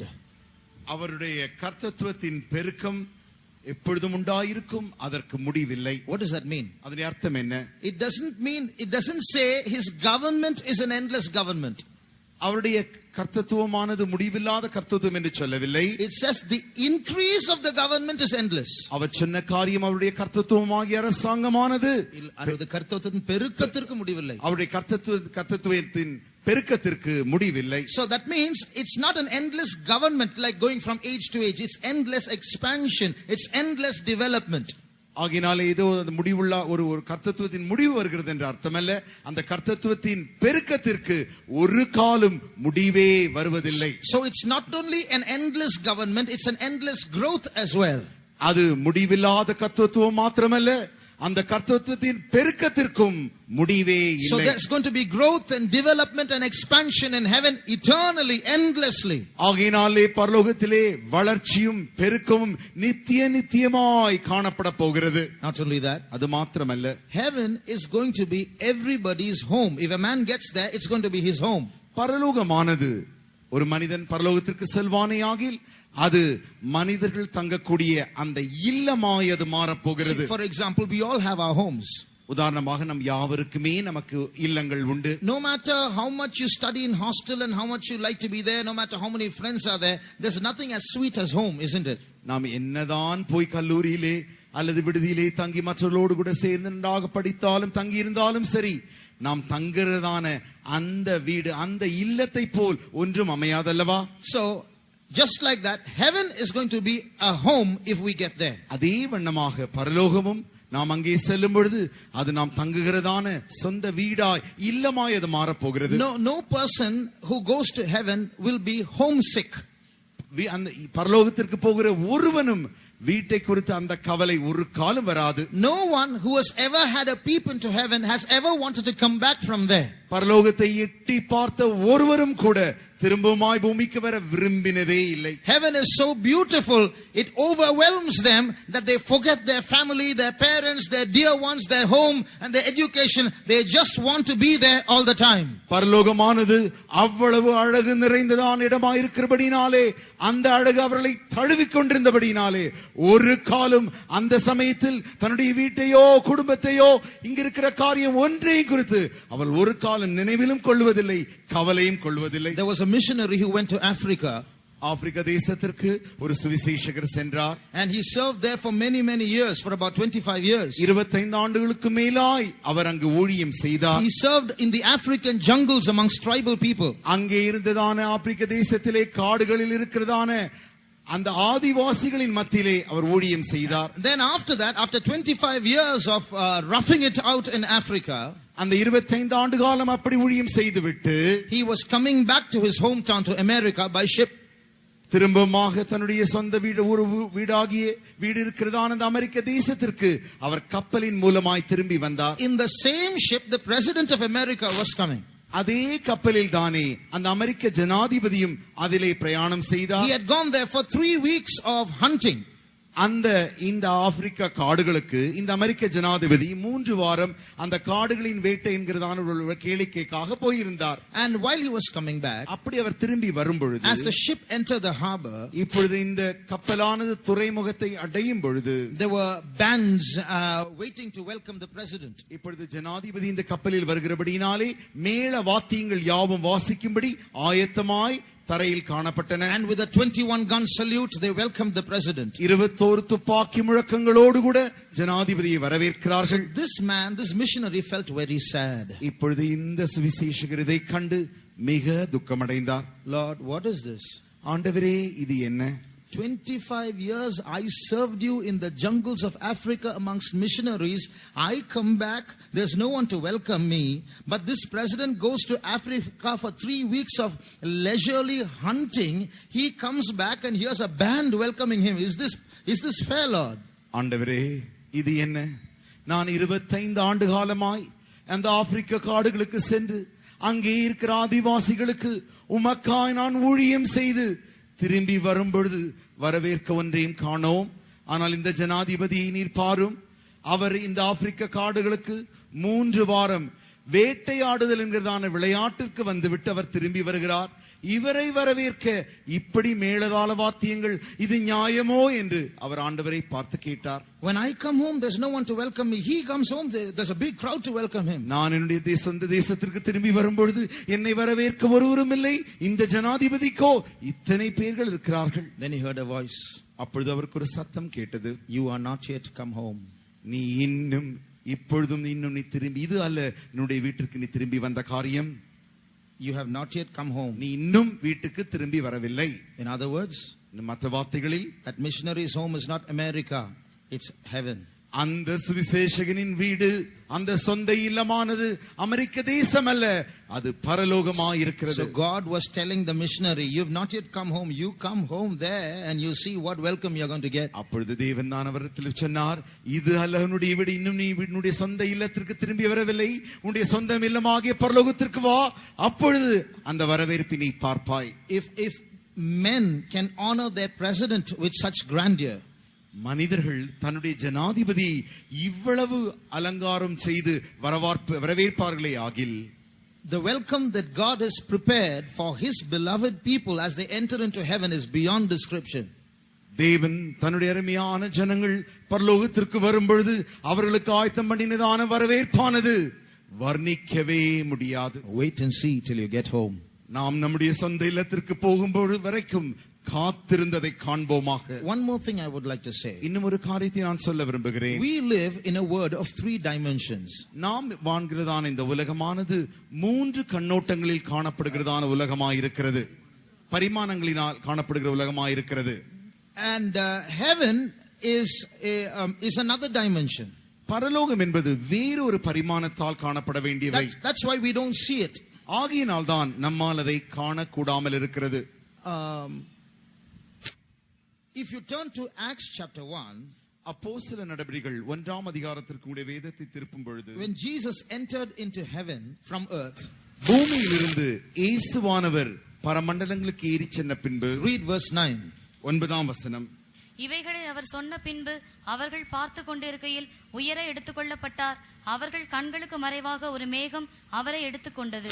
And when he had spoken these things, while they beheld, he was taken up, and a cloud received him out of their sight. So here we see they saw him ascending into heaven. Suddenly a cloud came and then received him, and then he disappeared. அவர் அப்படி சென்று கொண்டிருந்த பொழுது அவர்கள் பார்த்து கொண்டிருக்கையில் அவர் உயர எடுத்துக்கொள்ளப்பட்டார். அவர்கள் கண்களுக்கு முன்பாக மறைவாக ஒரு மேகம் வந்து அப்படி மறைத்து அவரை எடுத்துக்கொண்டது. So that cloud was a portal, a door into the other dimension. ஆகையினாலே இந்த மேகமானது அந்த மற்ற பரிமாணத்தின் அந்த திறவு கதவாய் இருக்கிறது. What I'm going to tell you is not doctrine or truth. I'm just giving you food for thought. நான் சொல்லுகிற இந்த காரியமானது உபதேசமோ சத்தியமோ அல்ல, உங்களுடைய சிந்தனைக்கு உணவாய் தர விரும்புகிறேன். What if there are more than 4 dimensions? 4 பரிமாணங்களுக்கும் அதிகமாய் இருக்குமே ஆகில் என்ன நடக்கும்? There might be more than 4 dimensions. 4 பரிமாணங்களுக்கு மேலாக காணப்படலாம். There is a theory called string theory where they say there are 10 dimensions in the universe. String theory என்கிறதான ஒரு string theory என்கிறதான ஒரு தத்துவம் உண்டு. அதிலே 10 பரிமாணங்களுக்கு மேலாக இருக்கிறது என்று அவர்கள் சொல்லுகிறார்கள். 10 dimensions. 10 பரிமாணங்கள். So, suppose there is a 4th dimension.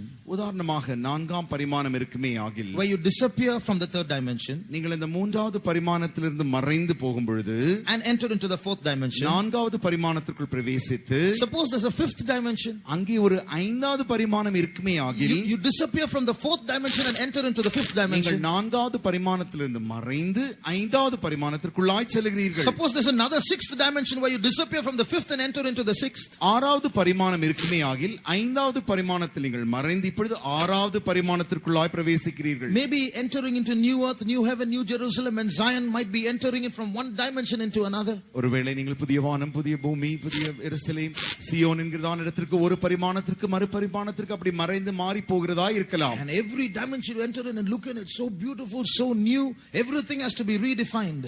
ஒவ்வொரு பரிமாணத்திற்குள்ளாய் பிரவேசிக்க எல்லாமே மிக அழகாக மிக புதிதாய் காணப்படும். வார்த்தைகளால் சொல்லவே முடியாது. We cannot say things for sure, but one thing Jesus said, one thing the Bible says, what God has prepared for us, this heart has not imagined.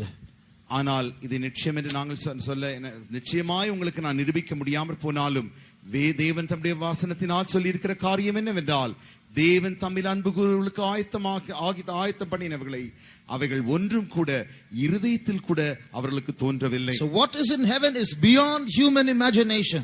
ஆகையினாலே பரலோகத்தில் இருக்கிற காரியங்கள் மனிதனுடைய சிந்தைக்கும் அப்பாற்பட்டதாய் இருக்கிறது. When we go to heaven, நாம் பரலோகத்திற்கு போன பின்பு and we will look around heaven, நாம் பரலோகத்தை சுற்றி பார்க்கும் பொழுது I don't think we'll do much talking. நான் நினைக்கிறேன் அங்கே போய் நாம் அதிகமாய் பேச போகிறதில்லை. Because what we see will overwhelm us so much that we won't have words to say for the first few thousand years. நான் என்ன நினைக்கிறேன் என்றால் பரலோகத்திலே போய் நாம் அந்த பார்க்கிற மாத்திரத்தில் அந்த காரியங்களின் ஆச்சரியங்களும் அதிசயங்கள் யாவும் அப்படியே நம்மை திகைத்து போக வைத்து ஆயிரக்கணக்கான ஆண்டுகள் வார்த்தைகளாலே நாம் பேச முடியாத அளவிற்கு அப்படியே திகைக்க போகிறோம். This being so, அப்படி என்றால் how do we get to heaven? நாம் பரலோகத்திற்கு எப்படி செல்ல முடியும்? What religion do we follow to get to heaven? பரலோகத்திற்கு செல்லும்படி நாம் எந்த மதத்தை பின்பற்றுவது? I told you a little while ago that all our goodness is not good enough to get to heaven. நான் ஏற்கனவே உங்களுக்கு சொன்னேன், நம்முடைய நன்மைகள் யாவும் பரலோகத்திற்கு செல்லக்கூடிய அந்த தகுதியுள்ள நன்மைகளே அல்ல. I read a saying a few months ago. கொஞ்ச மாதங்களுக்கு முன்பாக இப்படி சொன்னதை நான் என்னுடைய காதினால் கேட்டிருக்கிறேன். I read. நான் வாசித்திருக்கிறேன். If you think that a particular person is so good that he'll surely go to heaven, நீங்கள் ஒருவேளை ஒரு குறிப்பிட்ட நபர் இவர் மிகவும் நல்லவர் பரலோகத்திற்கு செல்லுவார் என்று நினைப்பீர்களே, ஆனால் you don't know sin. உங்களுக்கு பாவம் என்ன என்றே தெரியவில்லை. On the other hand, மற்ற வார்த்தைகளில் சொல்லப்போனால், if you think a person is so bad he will never get to heaven, ஒரு மனிதனை பார்த்து இவன் மிக மோசமானவர் ஒரு காலம் பரலோகமே செல்ல மாட்டார் என்று நீங்கள் சொல்லுவீர்களே ஆகில், you don't know God. உங்களுக்கு தேவன் யார் என்றே தெரியவில்லை. So some of the goodness that we think is not good enough for heaven, some of the badness which we think disqualifies us can be swallowed up by the goodness of God. நாம் நினைக்கிறோம் இதெல்லாம் நல்ல காரியங்கள் நன்மைகள் என்று நினைக்கிறோமே, இந்த நன்மைகள் யாவும் பரலோகத்திற்கு செல்லக்கூடிய அளவிற்கு நன்மைகளே அல்ல. நாம் நினைக்கிறோமே இவைகள் எல்லாம் தீயவைகள் மோசமானவை நினைக்கிறோமே, தேவனுடைய நன்மைகளாலே இந்த தீயவைகள் விழுங்கப்பட்டு விடுகின்றன. So finally you see a stairway there leading to a place beyond the clouds. கடைசியாக நீங்கள் எங்கே நிற்கிறீர்கள்? அந்த மேகத்திற்கும் அப்பாக நிற்கிறதான அந்த இடத்தில் நிற்கிறீர்கள். No, you find a stairway there reaching beyond the clouds. You find a staircase. நீங்கள் போகிறதான அந்த மேகத்திற்கும் அப்பாற்பட்ட இடத்தில் வாசற்படிகளை காண்கிறீர்கள். What is that stairway in real life? அந்த படிகள், அந்த படியின் வழி என்ன காட்டுகிறது? Not a religion. அது மதத்தை அல்ல. Not a philosophy. அது ஒரு தத்துவத்தையும் அல்ல. No religion in this world can take us to heaven. இந்த உலகத்தில் காணப்படுகிற எந்த மதமும் நம்மை பரலோகத்திற்கு எடுத்து செல்ல முடியாது. The Bible says even Christianity will not take a person to heaven. வேதமும் சொல்லுகிறது கிறிஸ்தவ மதமும் கூட மனிதனை பரலோகத்திற்கு எடுத்து செல்ல முடியாது. The way to heaven is not a set of teachings. The way to heaven is a person. பரலோகத்திற்கு செல்லக்கூடிய வழி என்பது ஏதோ ஒரு போதனைகளினால் அல்ல, அது ஒரு நபரினால் மாத்திரமே. It's not by following a set of rules, it's a person who takes us to heaven. சட்ட திட்டங்களை பின்பற்றுவதினாலே பரலோகத்திற்கு சென்று விட முடியாது, ஒரு நபரினாலே மாத்திரமே பரலோகத்திற்கு செல்ல முடியும். Jesus said, I am the way to heaven. இயேசு சொன்னார், நானே பரலோகத்திற்கு வழியாயிருக்கிறேன். He didn't say I show the way to heaven, he said I am the way to heaven. இயேசு நான் உனக்கு பரலோகத்திற்கு வழியை காட்டுகிறேன் என்று சொல்லவில்லை, அவர் சொன்னார் பரலோகத்திற்கு நானே வழியாயிருக்கிறேன். Like small children stumble when they walk, we human beings have to admit with all our goodness every day with our own strength we stumble all the time. சிறு பிள்ளைகள் எப்படி நடக்க துவங்கும் பொழுது தவறி தவறி விடுகிறார்களோ, கிறிஸ்தவர்களாகிய நாம், மனிதர்களாகிய நாம் இப்படிப்பட்டதான with all our goodness we are stumbling all the time. நமக்குள்ள இருக்கிறதான எல்லா நன்மைகள் இருந்தாலும் கூட அநேக முறை நாம் வழுகி விழுந்து விடுகிறோம். Somewhere a lie comes, திடீரென்று ஒரு பொய் வந்து விடுகிறது. Somewhere our short temper is expressed, திடீரென்று நம்முடைய கடுங்கோபம் வந்து விடுகிறது. Somewhere a lustful emotion proceeds, திடீரென்று நமக்குள்ளே இச்சை புறப்பட்டு வந்து விடுகிறது. So some way or the other we are stumbling all the time. எங்கேயோ ஒரு இடத்தில் எப்பொழுதுமே நாம் தவறி விழுந்து கொண்டே இருக்கிறோம். Anyone here who can say from my birth till today I have never done anything wrong, put up your hands. இங்க யாராகிலும் ஒருவர் என்னுடைய பிறப்பிலிருந்து இந்நாள் வரைக்கும் நான் தவறே செய்ததில்லை என்று சொன்னால் உங்களுடைய கரத்தை உயர்த்துங்கள். If you lift up your hands, that also will be a wrong. நீங்கள் அப்படி தவறி கையை உயர்த்தி விட்டால் அதுவே தவறாய் மாறிவிடும். So we are all human beings. நாம் எல்லாரும் மனிதர்களே. We all make mistakes all the time. நாம் எப்பொழுதுமே தவறுகளை செய்து கொண்டுதான் இருக்கிறோம். As a preacher I can't lift you up because I myself make mistakes. நான் ஒரு பிரசங்கியாக நான் உங்களை தூக்கி விட முடியாது, ஏனென்றால் நானே சில தவறுகளை செய்து விடுகிறேன். As a human being, if I try to lift you up, I'll fall down with you. நான் ஒரு மனிதனாக உங்களை தூக்க முயற்சிக்கும் பொழுது உங்களோடு கூட நானும் விழுந்து விடுவேன். So to lift us up we need someone who has never committed any sin. நம்மை உயர்த்தும்படியாக தூக்கும்படியாக பாவமே செய்யாத ஒருவர் அவசியமாயிருக்கிறார். And we need that someone who has never committed any sin to be strong enough to lift up anyone who comes with sin, to lift that man up. எந்த மனிதனும் பாவத்தோடு கூட அவரிடத்தில் வருவாரேயாகில் அந்த மனிதனை தூக்கும்படியாக அப்படி பாவமில்லாத பலமுள்ள ஒரு நபர் அவசியம். He should be able to lift up all mankind. If all mankind comes to him and says, save me, முழு மனித குலமும் அவரிடத்தில் வந்து எங்களை ரட்சியும் என்று சொல்லும் பொழுது முழு மனித குலத்தையும் தூக்கக்கூடிய பலனுள்ளவராக இருக்க வேண்டும். Not only that, அது மாத்திரமல்ல, that man who has never sinned, பாவமே செய்யாத அந்த நபர், that man who has the capacity to lift up anyone who comes to him, அவரிடத்தில் வருகிற எவரையும் தூக்கக்கூடிய அந்த மனிதர் must also bear the punishment of all the sins that a man has already committed till then. அதுவரைக்கும் மனிதன் செய்ததான பாவத்திற்கிய தண்டனையை அந்த தூக்கக்கூடிய நபர் அனுபவிக்க வேண்டும். All this is fulfilled only in one person in this entire universe. இந்த முழு அண்ட சராசரத்திலும் இப்படிப்பட்ட சொல்லப்பட்ட சகல காரியங்களையும் ஒரே ஒருவர் மாத்திரமே அது அவர் மூலமாய் சாத்தியம். Can anyone say loudly, who is that? சத்தமாக நீங்கள் அது யார் என்று சொல்ல முடியுமோ? Hallelujah! Hallelujah!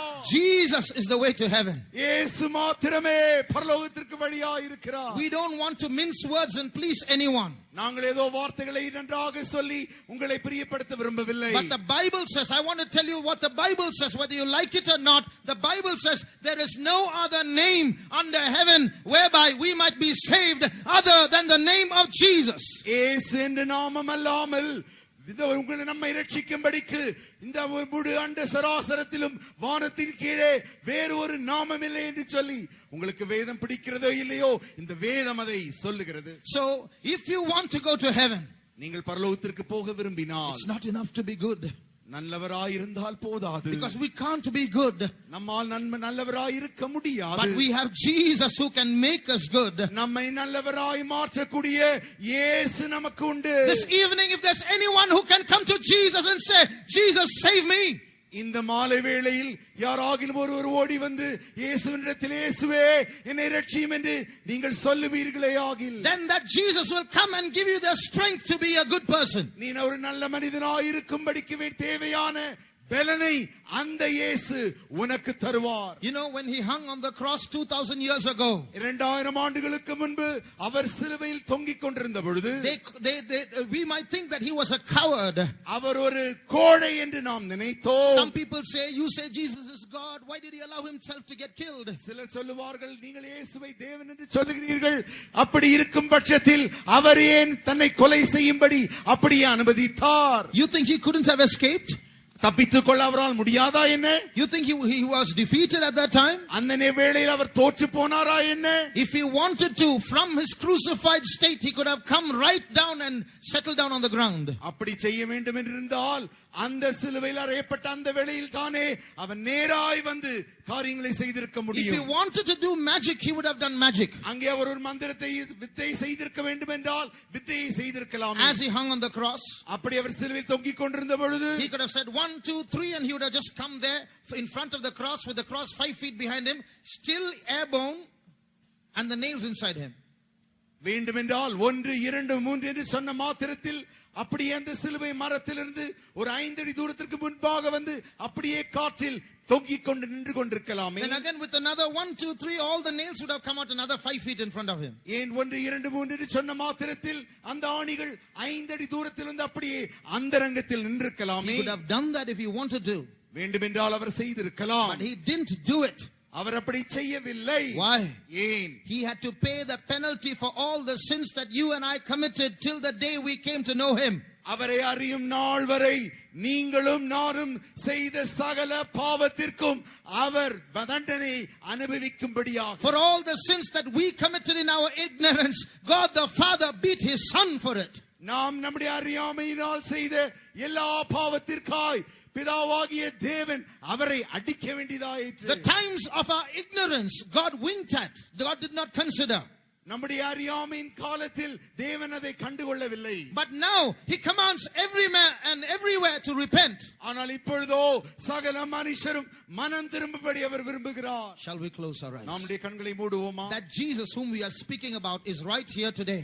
நாம் பேசிக் கொண்டிருக்கிறதான இந்த இயேசு இந்த மாலை வேளையில் நம்முடைய மத்தியில் இருக்கிறார். He is in another dimension. You cannot see him, but he's very real. He's right here.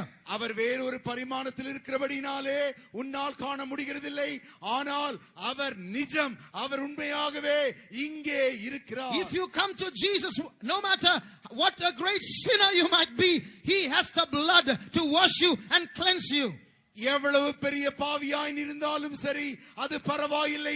நீ அவரிடத்தில் வருவாயாகில் அவருடைய இரத்தம் உன்னை கழுவி சுத்திகரிக்க கூடியதாய் இருக்கிறது. Those who are listening to us for the first time, முதலாய் எங்களுடைய வார்த்தையை கேட்டுக்கொண்டிருப்பாயாகில், I want to tell you, we here once upon a time we were many terrible sinners. நாங்கள் உங்களுக்கு ஒரு காரியத்தை சொல்ல விரும்புகிறோம்.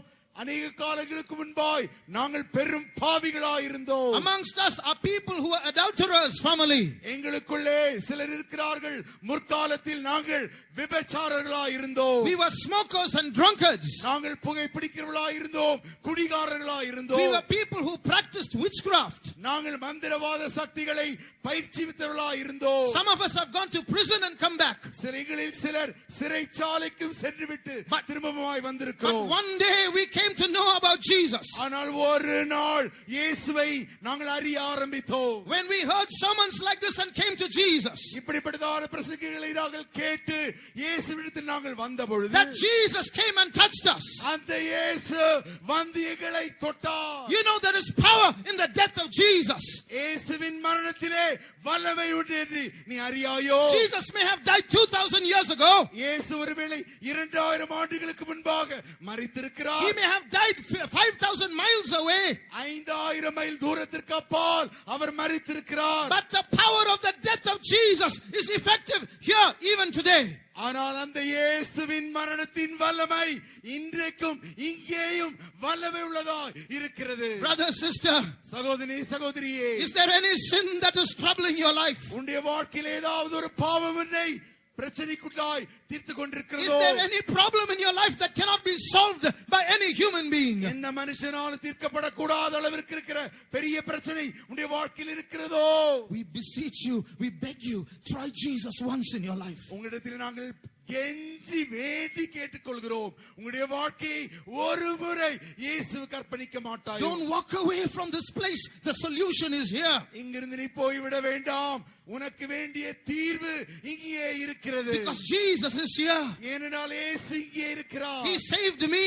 அவர் என்னை ரட்சித்தார். He saved all of us here. இங்க இருக்கிற எல்லாரையும் அவர் ரட்சித்தார். And He has the power to save you as well. உன்னையும் அவர் ரட்சிக்க வல்லமையுடையவராய் இருக்கிறார். Whatever might be your problem, உன்னுடைய பிரச்சனை எதுவா இருந்தாலும் சரி, you may be a victim of witchcraft. நீ ஒருவேளை மந்திர சக்திகளுக்கு நீ பலியாய் போயிருக்கலாம். You may be a slave to sin. பாவத்திற்கு நீ அடிமையாய் இருக்கலாம். Maybe you're having a quarrel in your home and no one is able to solve it. உன்னுடைய வீட்டிலே பிரச்சனையும் போராட்டமும் சண்டையும் இருக்கலாம், யாருமே தீர்க்க கூடாத அளவிற்கு இருக்கலாம். Maybe this week you're going to file a divorce and your family life is going to come to an end. ஒருவேளை இந்த வாரம் நீ விவாகரத்து செய்ய வேண்டும் என்று தீர்மானம் செய்திருக்கலாம். Maybe you feel that you're going to end your life, you're fed up of living. உன் வாழ்க்கையே சலித்து போய் வாழ்க்கை முடித்துக் கொள்ளலாம் என்று நீ நினைத்துக் கொண்டிருக்கலாம். In the name of Jesus, இயேசுவின் நாமத்தில் we command an end to that problem. அந்த பிரச்சனைக்கு ஒரு முடிவை நாங்கள் கட்டளையிடுகிறோம். In the name of Jesus, இயேசுவின் நாமத்தில் we command the blood of Jesus to touch you. இயேசுவின் இரத்தத்தை உன்னை தொடும்படியா நாங்கள் கட்டளையிடுகிறோம். In the name of Jesus, இயேசுவின் நாமத்தில் we command that demon that is troubling your life to leave you. உன்னுடைய வாழ்க்கையில் போராடி பிரச்சனை கொடுத்து கொண்டிருக்கிற அந்த பொல்லாத பிசாசை வெளியே போகும்படி கட்டளையிடுகிறோம். He spake and it was done. He commanded and it stood fast. அவர் சொல்ல ஆகும், அவர் கட்டளையிட நிற்கும். No demon can stand before the presence of Jesus Christ. இயேசுவின் வல்லமைக்கு முன்பாய் ஒரு பொல்லாத வல்லமை நிற்க முடியாது. Today we are going to give room to the Spirit of God in our life. இன்றைக்கு நாம் நம்முடைய வாழ்க்கையில் இயேசு கிறிஸ்துவின் வல்லமைக்கு இடம் கொடுக்க போகிறோம். As we get filled with the Spirit of God, தேவனுடைய ஆவியினால் நிரப்பப்படும் பொழுது I believe the power of Jesus is going to touch some people here. இயேசு கிறிஸ்துவின் வல்லமை இங்கே இருக்கிற சிலரை தொட போகிறது. You are not going to go back as you are. நீ இருக்கிறவனாய் திரும்பி செல்ல போகிறதில்லை. You know my Jesus is an almighty God. உனக்கு தெரியும் என்னுடைய இயேசு சர்வ வல்லமையுள்ள தேவன். How many of you believe Jesus is almighty? எத்தனை பேர் விசுவாசிக்கிறீர்கள் இயேசு சர்வ வல்லமையுள்ள தேவன்? Let the power of Jesus flow from you now. இயேசுவின் வல்லமை உன்னிலிருந்து புறப்படட்டும். Some people are bound in this place. இந்த இடத்தில் சிலர் கட்டப்பட்டிருக்கிறார்கள். They are going to be free now in Jesus' name. இயேசுவின் நாமத்தில் அவர்கள் இன்றைக்கு விடுவிக்கப்பட Some போகிறார்கள். demons are going to flee from this place in Jesus' name. இயேசுவின் நாமத்தில் இந்த இடத்திலிருந்து பொல்லாத வல்லமைகள் ஓடி போக போகின்றன. Some people's shackles are going to be loosed in Jesus' name. இயேசுவின் நாமத்திலே சிலருடைய விலைகள் கட்டவிழ்க்கப்பட போகிறது. I can feel the presence of God. தேவனுடைய சமூகத்தை நான் உணர முடிகிறது. How many can feel the presence of God? எத்தனை பேரால் தேவ சமூகத்தை உணர முடிகிறது? Jesus is real. இயேசு நிஜமாயிருக்கிறார். Heaven is real. பரலோகம் நிஜமாயிருக்கிறது. Hell is real.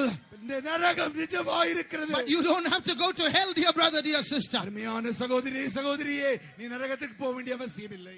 தேவனுடைய பிள்ளையே, நரகம் நிஜமானதா இருக்கலாம், பிசாசு நிஜமானதா இருக்கலாம், பில்லி சூன்யம் நிஜமானதா இருக்கலாம். எல்லாவற்றிலிருந்தும் ரட்சிக்க ஒரு பெரிய தேவனை நாங்கள் அறிமுகப்படுத்துகிறோம். வானத்திலும் பூமியிலும் சர்வ அதிகாரம் உள்ள தேவன் நம்மத்தில் அவர் நடந்து கொண்டிருக்கிறார்.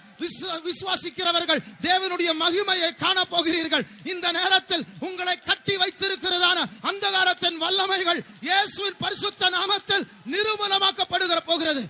பெந்தேகோஸ்தே ஜனமே, தேவனுடைய ஆவியானவருக்கு இடம் கொடுப்போமாக. ஆவியானவர் நம்மத்தில் அசைவாடும் பொழுது, நமக்குள் எழுந்தருளும் பொழுது அந்தகாரத்தின் வல்லமைகள் நிர்மூலமாக்கப்பட போகிறது. இப்பொழுது ஒரு விடுதலின் கிரியையை கர்த்தர் நடப்பிக்க போகிறார். Thank you Jesus. Thank you Jesus.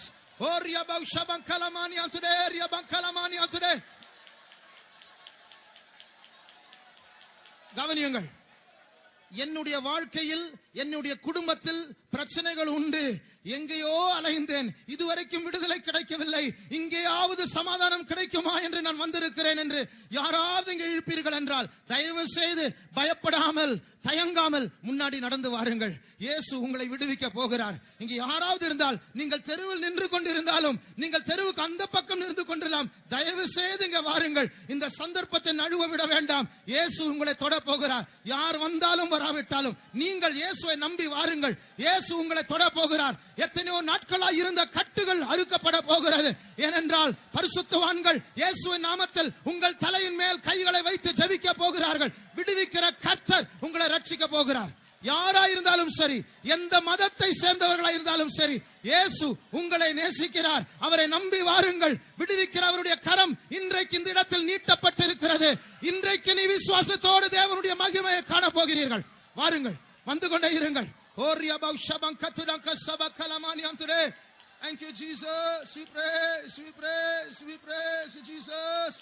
Thank you, Lord. We thank you, Jesus. We praise you, Lord. Thank you, Jesus. We praise, we praise, we praise you, Jesus. Thank you, Jesus. We praise you, Lord. Thank you, Lord. வாருங்கள், வாருங்கள், பயப்பட வேண்டாம். வந்து கொண்டு இருக்கிறார்கள். நீங்கள் யாரா இருந்தாலும் சரி, எப்படிப்பட்ட மதத்தை சேர்ந்தவர்களா இருந்தாலும் சரி, இயேசு உங்களை நேசிக்கிறார். இயேசு கிறிஸ்தவர்களை மாத்திரம் நேசிக்கிற தேவன் அல்ல, முழு உலகத்திற்காக, எல்லா மனுஷருக்காக அவர் ரத்தம் சிந்தினதான தேவன். அவரை நம்பி வாருங்கள். அவரை நம்பி வந்தால் வெட்கப்பட்டு போவதில்லை.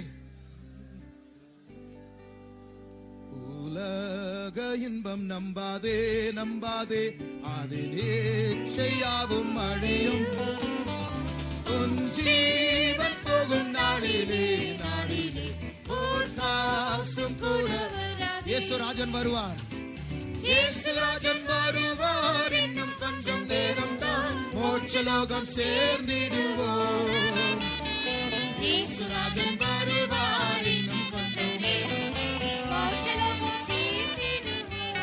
நாலாம் சரணம். தேவன் வெள்ளம் ஓடுதே, ஓடுதே, கல்வாரி மலைதனிலே, உன் பாவம் நீங்கி போகுமே, போகுமே, அவசானம் செய்வதாலே. இயேசுராஜன் வருவார். இன்னும் கொஞ்சம் நேரம் தான் மோட்சலோகம். தேவ சபையே, கைகளை தட்டி ஆண்டவரை உயர்த்தி பாடுவோமாக. நாம் ஆண்டவரை உயர்த்த உயர்த்த அவருடைய வல்லமை இங்க ஜெபத்திற்கு வந்தா இருக்கிறதா ஜனங்களை தொட போகிறது.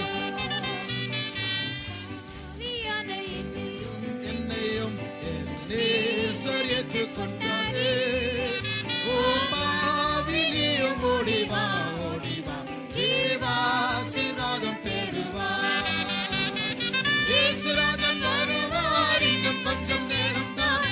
சபக்கலமானியம் கரபௌ, சபக்கலமானியம் திரே.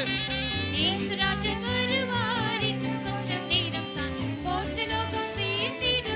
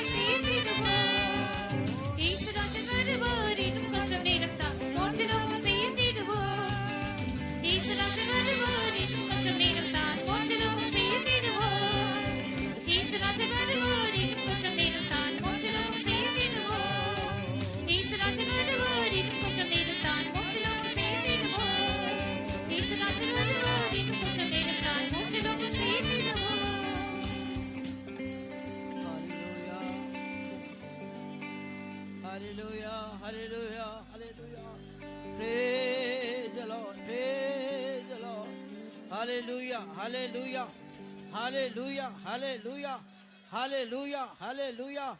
Amen, amen, amen, amen. Praise the Lord. Barakatulabanya. Oh, ஈஸ்வராஜன் வருவார், இன்னும் கொஞ்சம் நேரம்தான் மோட்சலோகம் சேர்ந்திடுவோம். ஈஸ்வராஜன் வருவார், இன்னும் கொஞ்சம் நேரம்தான் மோட்சலோகம் சேர்ந்திடுவோம். ஈஸ்வராஜன் வருவார், இன்னும் கொஞ்சம் நேரம்தான் மோட்சலோகம் சேர்ந்திடுவோம். ஈஸ்வராஜன் வருவார், இன்னும் கொஞ்சம் நேரம்தான் மோட்சலோகம் சேர்ந்திடுவோம். ஈஸ்வராஜன் வருவார், இன்னும் கொஞ்சம் நேரம்தான் மோட்சலோகம் சேர்ந்திடுவோம். ஈஸ்வராஜன் வருவார், இன்னும் கொஞ்சம் நேரம்தான் மோட்சலோகம் சேர்ந்திடுவோம். ஈஸ்வராஜன் வருவார், இன்னும் கொஞ்சம் நேரம்தான் மோட்சலோகம் சேர்ந்திடுவோம். ஈஸ்வராஜன் வருவார், இன்னும் கொஞ்சம் நேரம்தான் மோட்சலோகம் சேர்ந்திடுவோம். ஈஸ்வராஜன் வருவார், இன்னும் கொஞ்சம் நேரம்தான் மோட்சலோகம் சேர்ந்திடுவோம். ஈஸ்வராஜன் வருவார், இன்னும் கொஞ்சம் நேரம்தான் மோட்சலோகம் சேர்ந்திடுவோம். ஈஸ்வராஜன் வருவார், இன்னும் கொஞ்சம் நேரம்தான் மோட்சலோகம் சேர்ந்திடுவோம். ஈஸ்வராஜன் வருவார், இன்னும் கொஞ்சம் நேரம்தான் மோட்சலோகம் சேர்ந்திடுவோம். ஈஸ்வராஜன் வருவார், இன்னும் கொஞ்சம் நேரம்தான் மோட்சலோகம் சேர்ந்திடுவோம். ஈஸ்வராஜன் வருவார், இன்னும் கொஞ்சம் நேரம்தான் மோட்சலோகம் சேர்ந்திடுவோம். Hallelujah, hallelujah, hallelujah, hallelujah, hallelujah, hallelujah. இந்த வேத பாட கூட்டங்கள் முதல் கூட்டத்தை கர்த்தர் ஆசீர்வதித்தபடியால் கர்த்தரை For ஸ்தோத்திரிப்போம். the Lord having blessed the first day of this series of Bible studies, let's praise God. Praise the Lord, praise the Lord, praise the Lord, praise the Lord, praise the Lord, praise the Lord, praise the Lord, praise the Lord, praise the Lord, praise the Lord, praise the Lord, praise the Lord, praise the Lord. பரலோகம் எப்படி இருக்கும் என்று விளங்கிக் கொள்ள கர்த்தர் நமக்கு உதவி செய்தபடியால் கர்த்தரை ஸ்தோத்திரிப்போம். God enabled us to understand how heaven will be, therefore let's praise Him. Praise the Lord, praise the Lord, praise the Lord, praise the Lord, praise the Lord, praise the Lord, praise the Lord, praise the Lord, praise the Lord, praise the Lord, praise the Lord, praise the Lord, praise the Lord, praise the Lord, praise the Lord, praise the Lord, praise the Lord, praise the Lord, praise the Lord. ஒரு சலிப்பில்லாத ஏமாற்றமில்லாத ஒரு இடம் என்று கர்த்தர் நம்மை விளங்கிக் கொள்ள முடியாய் உதவி செய்தபடியால் கர்த்தரை ஸ்தோத்திரிப்போம். God enabled us to understand that it's a place without boredom, a place without disappointment, therefore let's praise Him. Praise the Lord, praise the Lord, praise the Lord, praise the Lord, praise the Lord, praise the Lord, praise the Lord, praise the Lord, praise the Lord, praise the Lord, praise the Lord, praise the Lord, praise the Lord, praise the Lord, praise the Lord, praise the Lord, praise the Lord. பரலோகத்துக்கு செல்லுகிற ஒவ்வொருடைய எழுச்சிகளையும் பரலோகம் திருப்திப்படுத்தக்கூடியதா இருக்கிறது. ஆனபடியால் அவரை ஸ்தோத்திரிப்போம். Heaven is able to satisfy the emotions, the longings of all those who enter there, therefore let's praise Him. Praise the Lord, praise the Lord, praise the Lord, praise the Lord, praise the Lord, praise the Lord, praise the Lord, praise the Lord, praise the Lord, praise the Lord, praise the Lord, praise the Lord, praise the Lord, praise the Lord, praise the Lord, praise the Lord, praise the Lord, praise the Lord, praise the Lord. ஆச்சரியப்படக்கூடியதான காரியத்தை நாம் அங்கு பார்ப்போம். அதிசயப்படக்கூடியதான காரியத்தை நாம் அங்கு பார்ப்போம். அந்த விசுவாசத்தினால் நாம் கர்த்தரை ஸ்தோத்திரிப்போம். We are going to see things which surprise us there. We are going to see things which make us wonder there. With that faith, let us all praise God. Praise the Lord, praise the Lord, praise the Lord, praise the Lord, praise the Lord, praise the Lord, praise the Lord, praise the Lord, praise the Lord, praise the Lord, praise the Lord, praise the Lord, praise the Lord, praise the Lord, praise the Lord, praise the Lord. அறியாத எத்தனையோ காரியங்களை அறிந்து கொள்ள முடியாத ஒரு வாஞ்சை நமக்கு பரலோகத்திலே உண்டாம். அதற்காக கர்த்தரை ஸ்தோத்திரிப்போம். We have a longing to know the unknown things in heaven, therefore let us praise Him. Praise the Lord, praise the Lord, praise the Lord, praise the Lord, praise the Lord, praise the Lord, praise the Lord, praise the Lord, praise the Lord, praise the Lord, praise the Lord, praise the Lord, praise the Lord, praise the Lord, praise the Lord, praise the Lord.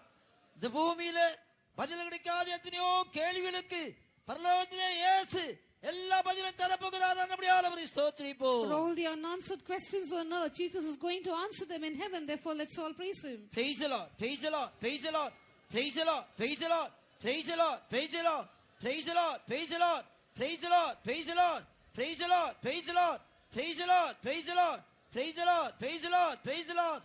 எந்தவித பழமையோ இல்லாமல் எல்லாம் புதிதாய் நாம் காண போகிறோம். ஆனபடியால் கர்த்தரை ஸ்தோத்திரிப்போம். There's going to be nothing old there. We are going to see everything in its newness, therefore let's praise Him. Praise the Lord, praise the Lord, praise the Lord, praise the Lord, praise the Lord, praise the Lord, praise the Lord, praise the Lord, praise the Lord, praise the Lord, praise the Lord, praise the Lord, praise the Lord, praise the Lord, praise the Lord, praise the Lord. வார்த்தைகளால் வர்ணிக்க முடியாத சந்தோஷத்தினால் நாம் நிரப்பப்படுவோம். ஆனபடியால் ஸ்தோத்திரிப்போம். We are going to be filled with joy which we cannot describe with words. Therefore let's praise him. Praise the Lord, praise the Lord, praise the Lord, praise the Lord, praise the Lord, praise the Lord, praise the Lord, praise the Lord, praise the Lord, praise the Lord, praise the Lord, praise the Lord. இந்த பரலோகம் செல்வதற்கு இயேசுவே நம்முடைய வழியா இருக்கிறார்.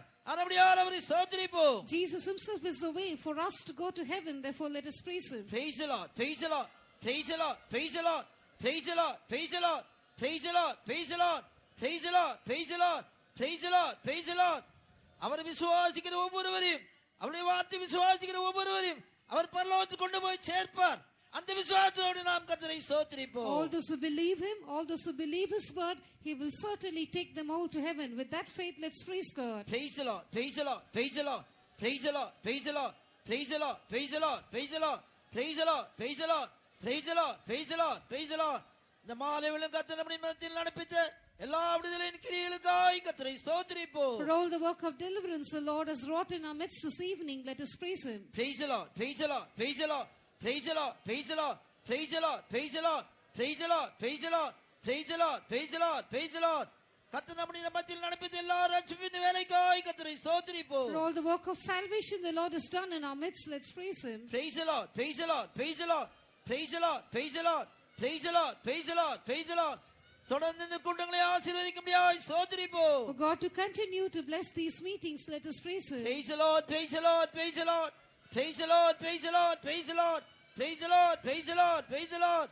நம்முடைய இயேசு சீக்கிரமாய் வரப்போகிறபடியால் அவரை ஸ்தோத்திரிப்போம். Our Jesus is going to appear soon, therefore let us praise him. Praise the Lord, praise the Lord, praise the Lord, praise the Lord, praise the Lord, praise the Lord, praise the Lord, praise the Lord. எல்லா துதி கன மகிமை இயேசுவுக்கு கொடுத்து ஸ்தோத்திரிப்போம். Giving all praise, honor and glory to Jesus, let us praise him. Praise the Lord, praise the Lord, praise the Lord, praise the Lord, praise the Lord, praise the Lord, praise the Lord, praise the Lord, praise the Lord, praise the Lord.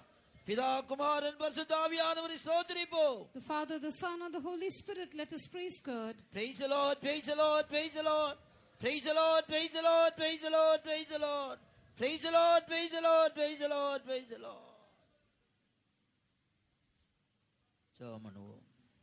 எங்களை நேசிக்கிற நல்ல ஆண்டவரே, இந்த இடத்தையும் இந்த சபையை நேசித்து கர்த்தாவே இந்த வருஷத்தில் இப்படிப்பட்டதான ஒரு வேத பாடத்தை எங்களுக்கு ஆயத்தபடி தந்தபடியால் ஸ்தோத்திரம்.